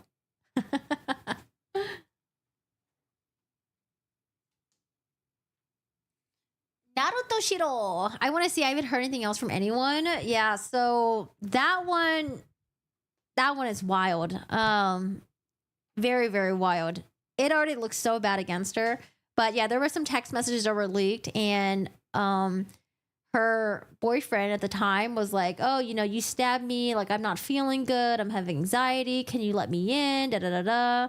And she's like, oh, I'm sorry for stabbing you. Like, I don't know, it's just crazy stuff like that. Maybe we'll cover it. I don't know if I'll cover it today. Maybe we'll do a different day, because I do want to do more reading on that one as well. But yeah, that one's wild. I can't wait for that one to go to trial, if it goes to trial. But that one's also another crazy one. For this month, though, we do have a trial coming up this month. I think next week on Monday. It's going to be the trial with Caitlin Armstrong, who I've been talking about recently. Because Caitlin Armstrong, she ran off to Costa Rica after the alleged murder of, you know, a woman who was secretly seeing her boyfriend. And she runs off to Costa Rica, and recently she also tried escaping again. They were saying that she, you know, had been training at the, you know, she's like trying to train while at the prison gym or whatever. And it seems like she faked this injury, went to the doctors, and then as they were like, you know, transporting her, she like tried to run off on foot, and she tried to run away. I know, dude. She does not want to stand trial. So I think her trial is happening next Monday. I think we might be watching that, because that would be really interesting. I think I'm going to be in San Francisco next week, though. We'll see. Yeah, she had like some thermal pants on. Like, girl, I don't know, man. Crazy. Yeah. Jesus. Anything else? And then I do want to kind of start doing some like true crime stories again. But they're just hard to do because a lot of the times YouTube just they don't like the content that you're covering. But yeah, I don't know. I want to find a story to tell, because I think it'd be really interesting to start doing that again, or try to do that again. But yeah, guys, I hope you guys have a good one, and I will see you guys later. Thanks for joining me today on the stream. And did you see that Bose had a panel on the main stage at Twitch? I didn't attend that one. I didn't know about that one. I think I saw it on her Instagram story later on. I bought the tickets for day 3, and then I went to go see the murder mystery that she did. And then I went to Artist Alley and the merch store. That's all I wanted to do. I was like, oh, I'm just gonna see her show and then just do the Art Alley and then the merch stuff. And yeah, that was pretty cool. But yeah, I didn't listen to the panel thing. Maybe it's like up on YouTube or Twitch somewhere. I'll watch it later. But yeah, guys, thank you so much for hanging out. I appreciate you guys being here. Thanks for having me on the background, or thanks for participating in my chat. I do appreciate that. I hope you guys have a good one. Join the Discord if you haven't already. We do have a Discord section where we can chat about, just like true crime stuff. But if you're just like, I'm over the true crime stuff, like I'm listening to you, Corgi, and I just want to have a break from true crime, we do have other channels as well, like movies, and you can share pictures of your cute little pets and stuff like that. So feel free to join the Discord if you like. The Discord link is right there. And those are my socials. I like to make vlogs on YouTube as well. I think, honestly, I'm going to go back to just expanding my content on YouTube, because I honestly just like doing whatever the fuck I feel like doing. And I don't know. I want to do like other stuff as well. But we'll see. Instagram's right there. I went to the trial not knowing much, but I was hoping she was telling the truth, because I rather much believe Johnny Depp's a white beater than I like to believe someone lied like this. Both are pretty bad, But yeah, it's just horrible.